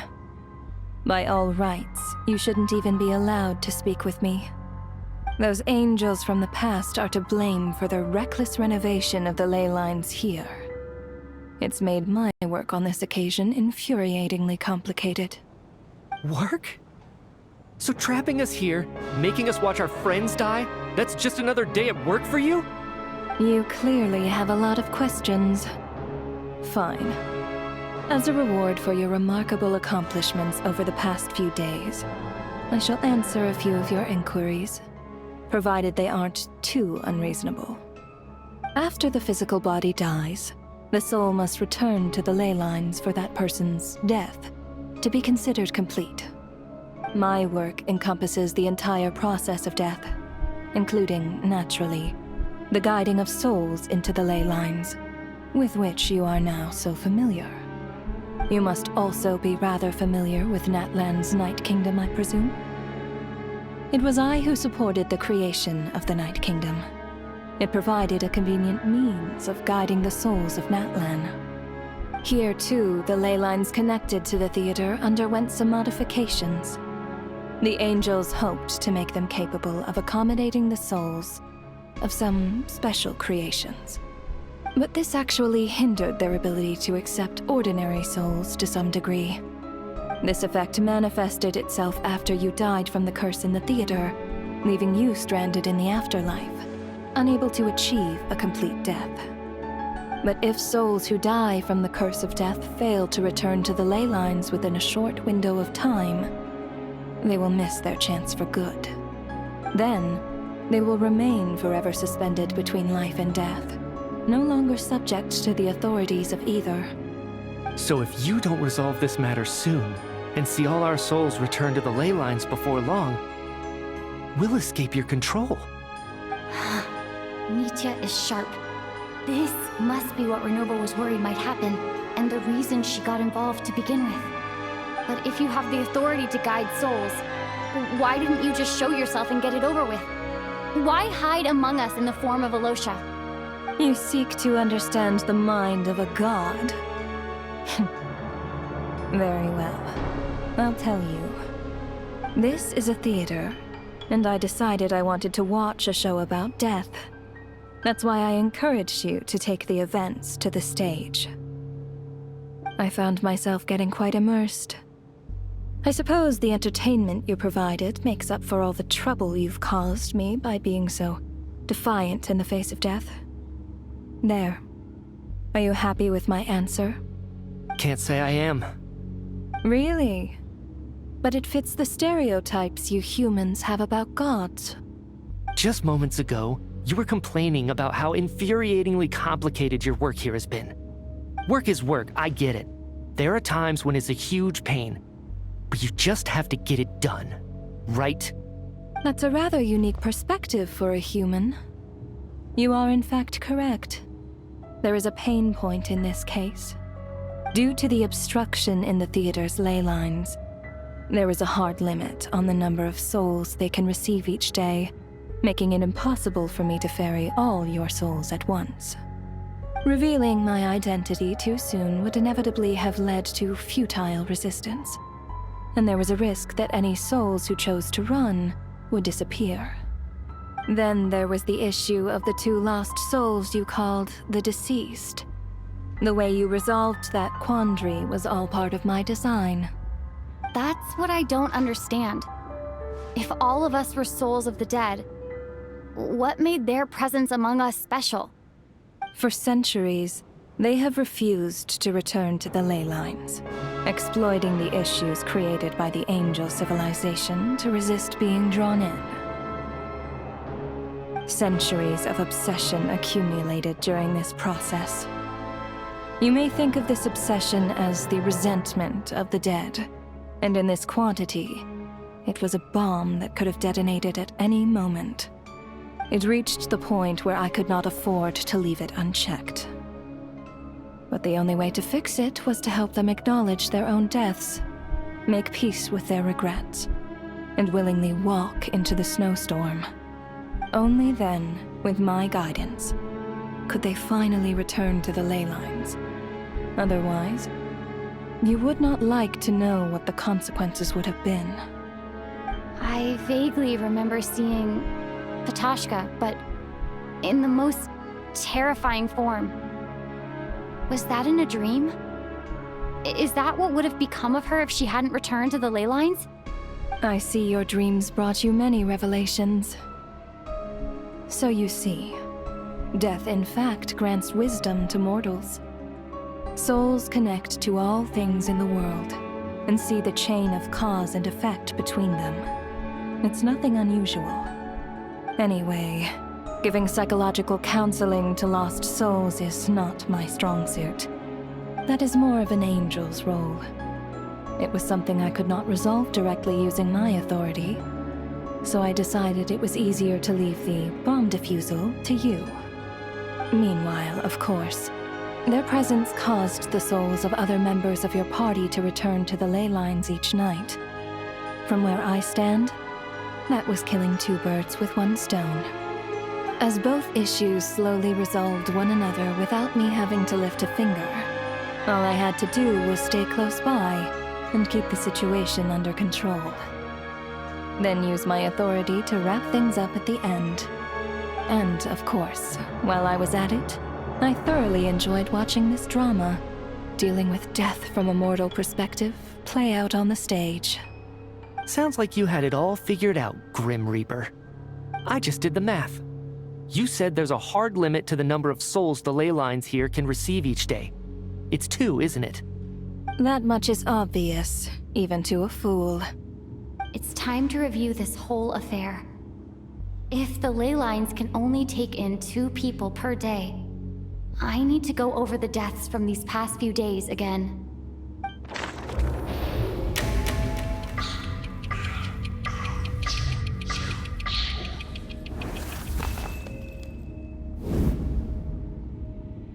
Looking back now, none of us had the faintest idea at the time. From the moment the staff member named Demoff walked into the snowstorm, the incident had already begun.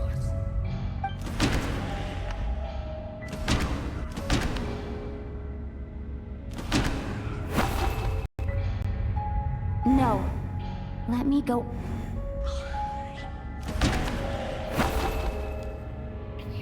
No. Let me go over this again.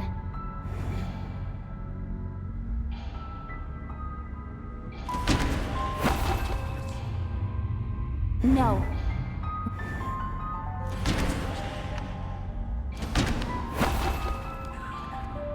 No.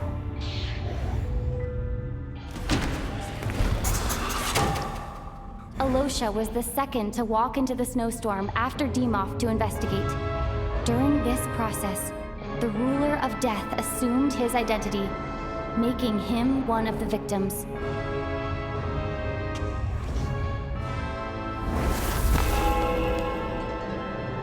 During our first night in the theater, everyone was caught up in the novelty of it all. No one could have expected there would be victims the very next morning.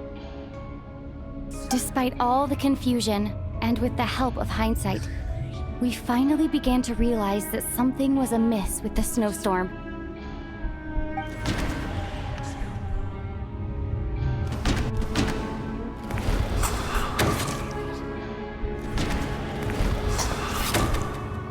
The ley lines devoured Torgov and Sobolova on the first night. At the time, we thought this might be a murder case connected to Lelek.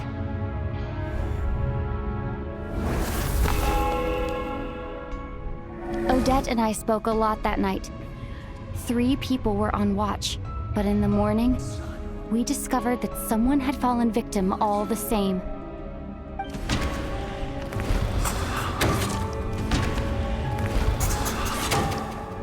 The deaths of Kulish and Ranpana caused everyone to stop suspecting Lelek. Unexplainable phenomena occurred one after another, leading Mitya to suspect that we were caught up in a supernatural event.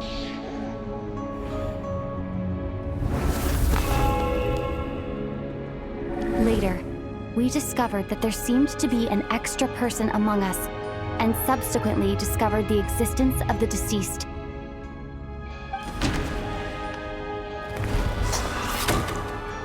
Mr. Schramm realized he was the deceased and walked into the snowstorm to return to the ley lines of his own accord. It turns out there really was a dead person among us.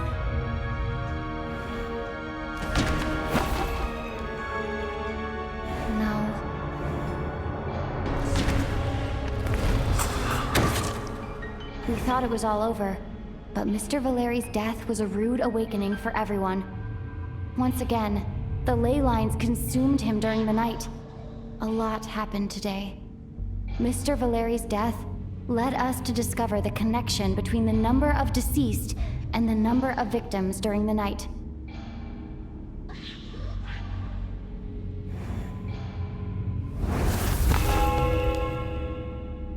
The fact that there was more than one deceased seemed to bring us back to square one.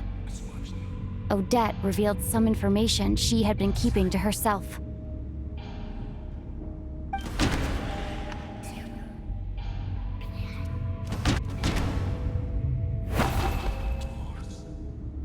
No.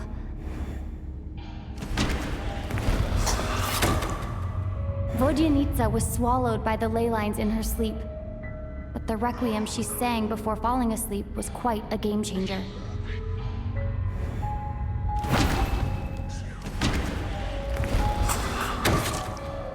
as it happened.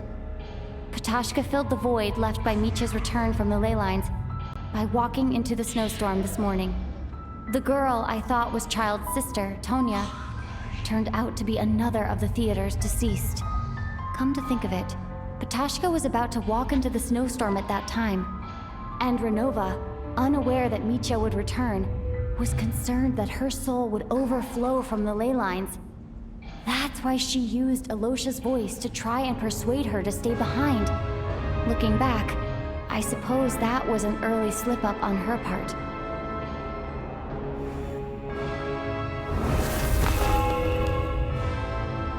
No one could have expected anyone who walked into the snowstorm to return.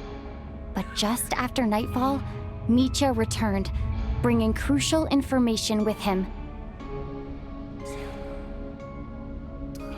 Various truths began to surface, including that all of us were already dead, and that the ruler of death was here among us.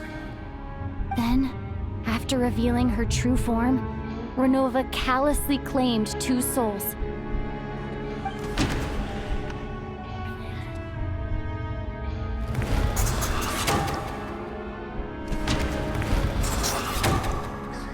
In fact, everyone was already dead by the time we took the photo.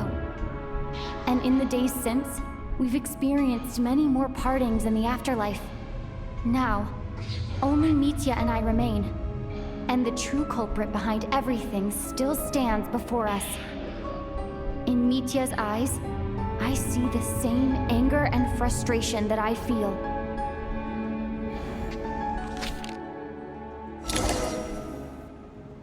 That covers everything. It's all clear now. Your work isn't finished here yet, is it? The Traveler and I are still standing here, safe and sound. The water imp's song threw things off a little, but it is of no consequence. The ley lines have already anchored your soul, and the first ray of light tomorrow morning will take you back. I, meanwhile, need to review my attitude towards the water imp race. So the reunion in the night that Vojanitsa mentioned, I suppose that was never meant to be a permanent reunion. That just leaves you, Traveler. My power only allows me to temporarily separate your soul from your body. The ley lines of Tevat would not accept you, and your soul is firmly anchored to your body by your will. For a descender like you, who is not bound by Tevat's rules, your death can only be brought through the most violent of means, such as directly destroying either your body or soul. I have no interest in involving myself with Descenders, for now. Although, this may change if Asmodee remains missing, or you insist on interfering with our affairs. One last question then. All our struggles and sacrifices here, they were meaningless from the very beginning, weren't they? Death abides no reason. Besides, what you call sacrifice is merely a concept created by humanity. To me, it is nothing more than a self-indulgent charade in the face of death. Mere mortals fantasizing that their actions could reclaim something from my grasp.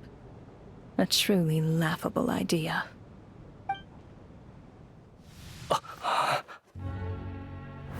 Grim Reaper, you really know how to get on my nerves. I'm not here to ingratiate myself with you. I kill merely because your deaths are necessary. Oh, you've made that quite clear. But humans don't take well to being scorned. Not even by the gods.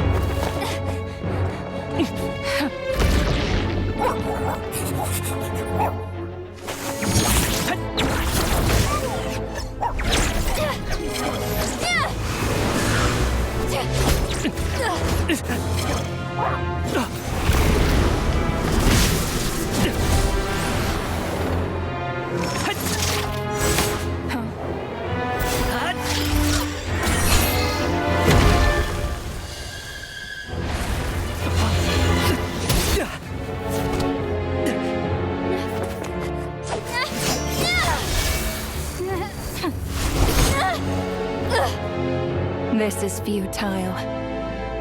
You must know that you are powerless against me in my own domain. I suggest that you save your strength. For what? Maybe we can't change anything. But if nothing else, we can at least teach you to have some respect for the dead. Audacious.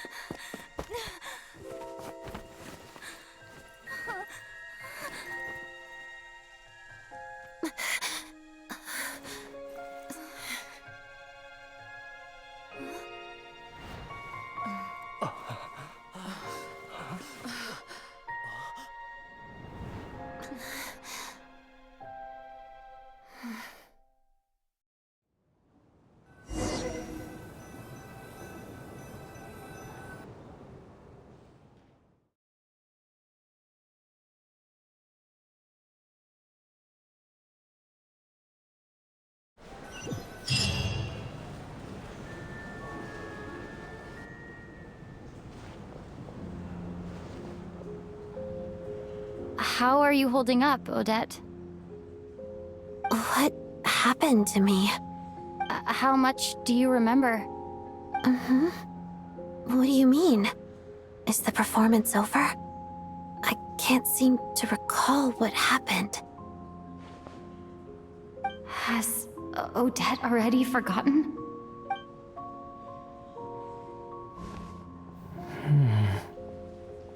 Mitya? Oh, I'm sorry. I guess I spaced out there for a second. Remind me who you are? Don't you remember anything?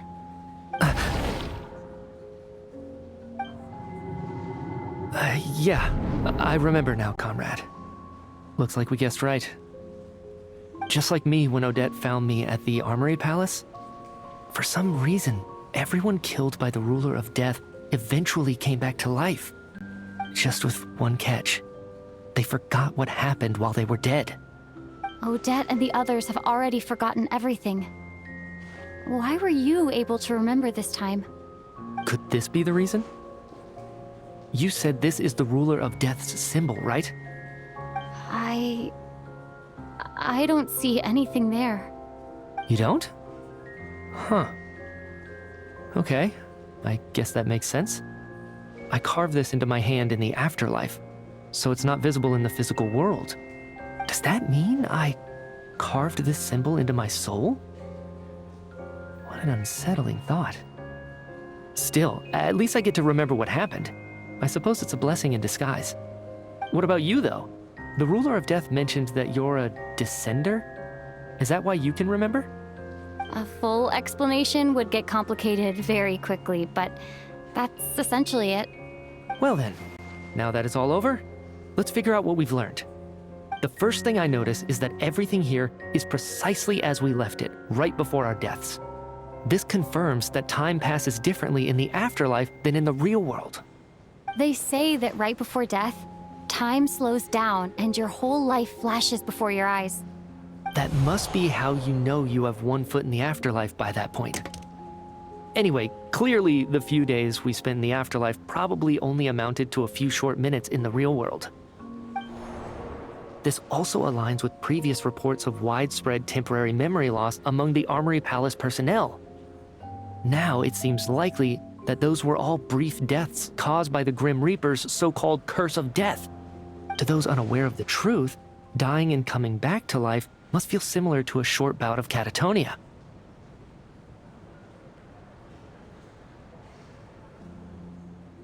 This leaves me with a couple big questions. What are the conditions that trigger this so-called curse of death? And why are we resurrected after we die? If nothing else, I think it shows that killing us wasn't her ultimate goal. We still don't know her true reasons for subjecting us to death. Right. This time only got complicated because of the situation with the theater's ley lines. That's why she had to approach it differently. If the previous incidents of amnesia among the researchers are anything to go by, killing us is usually a pretty routine matter.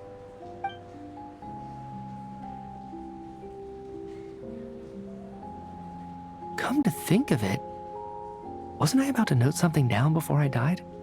I can't remember what it was, but I think it was something related to my research project. Sorry, Traveler. I'll catch up with you again later. Right now, I have to make a trip back to the Armory Palace. Ma'am, if I may, no one of your description has ever shown up in my investigations into Mr. Mitya's friends. Yet, you two seem very familiar with each other. Could you perhaps tell me where he was in such a rush to get to? And, by the way, have we ever crossed paths? Forgive the presumptuousness, but I feel a vague and indescribable sense of familiarity about you. I can explain everything. Could you help me gather everyone in the theater in one place?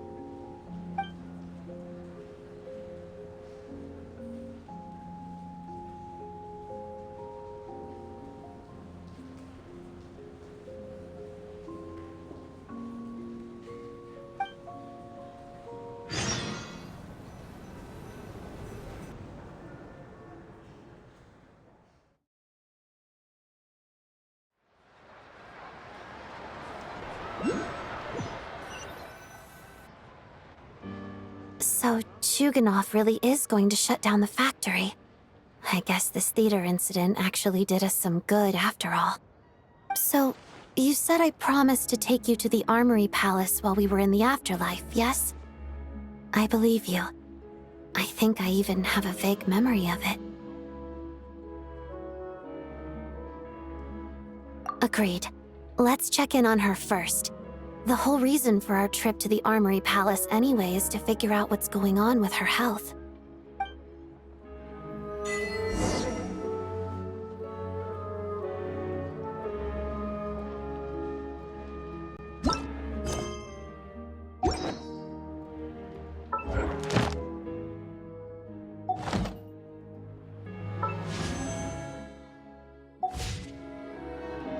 Exploration.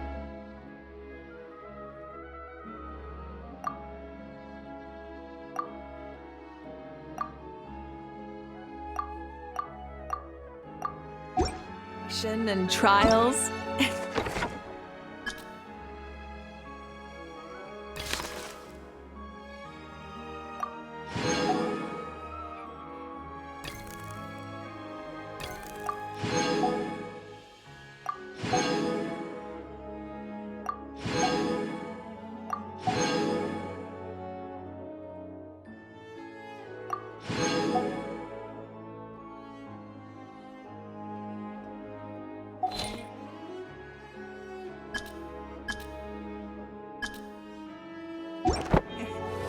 Adventuring is right up my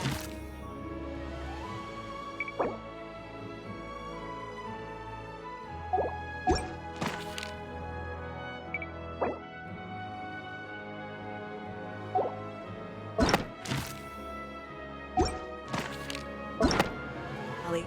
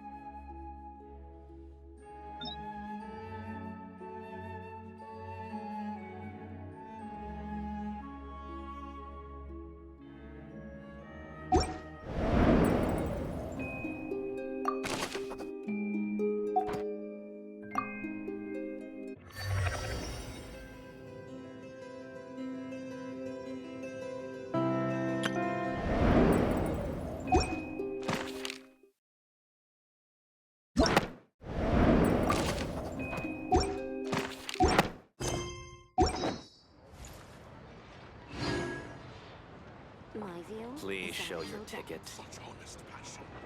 Oh, swear not by the moon. For it is yet but a Gleaming moon, I swear.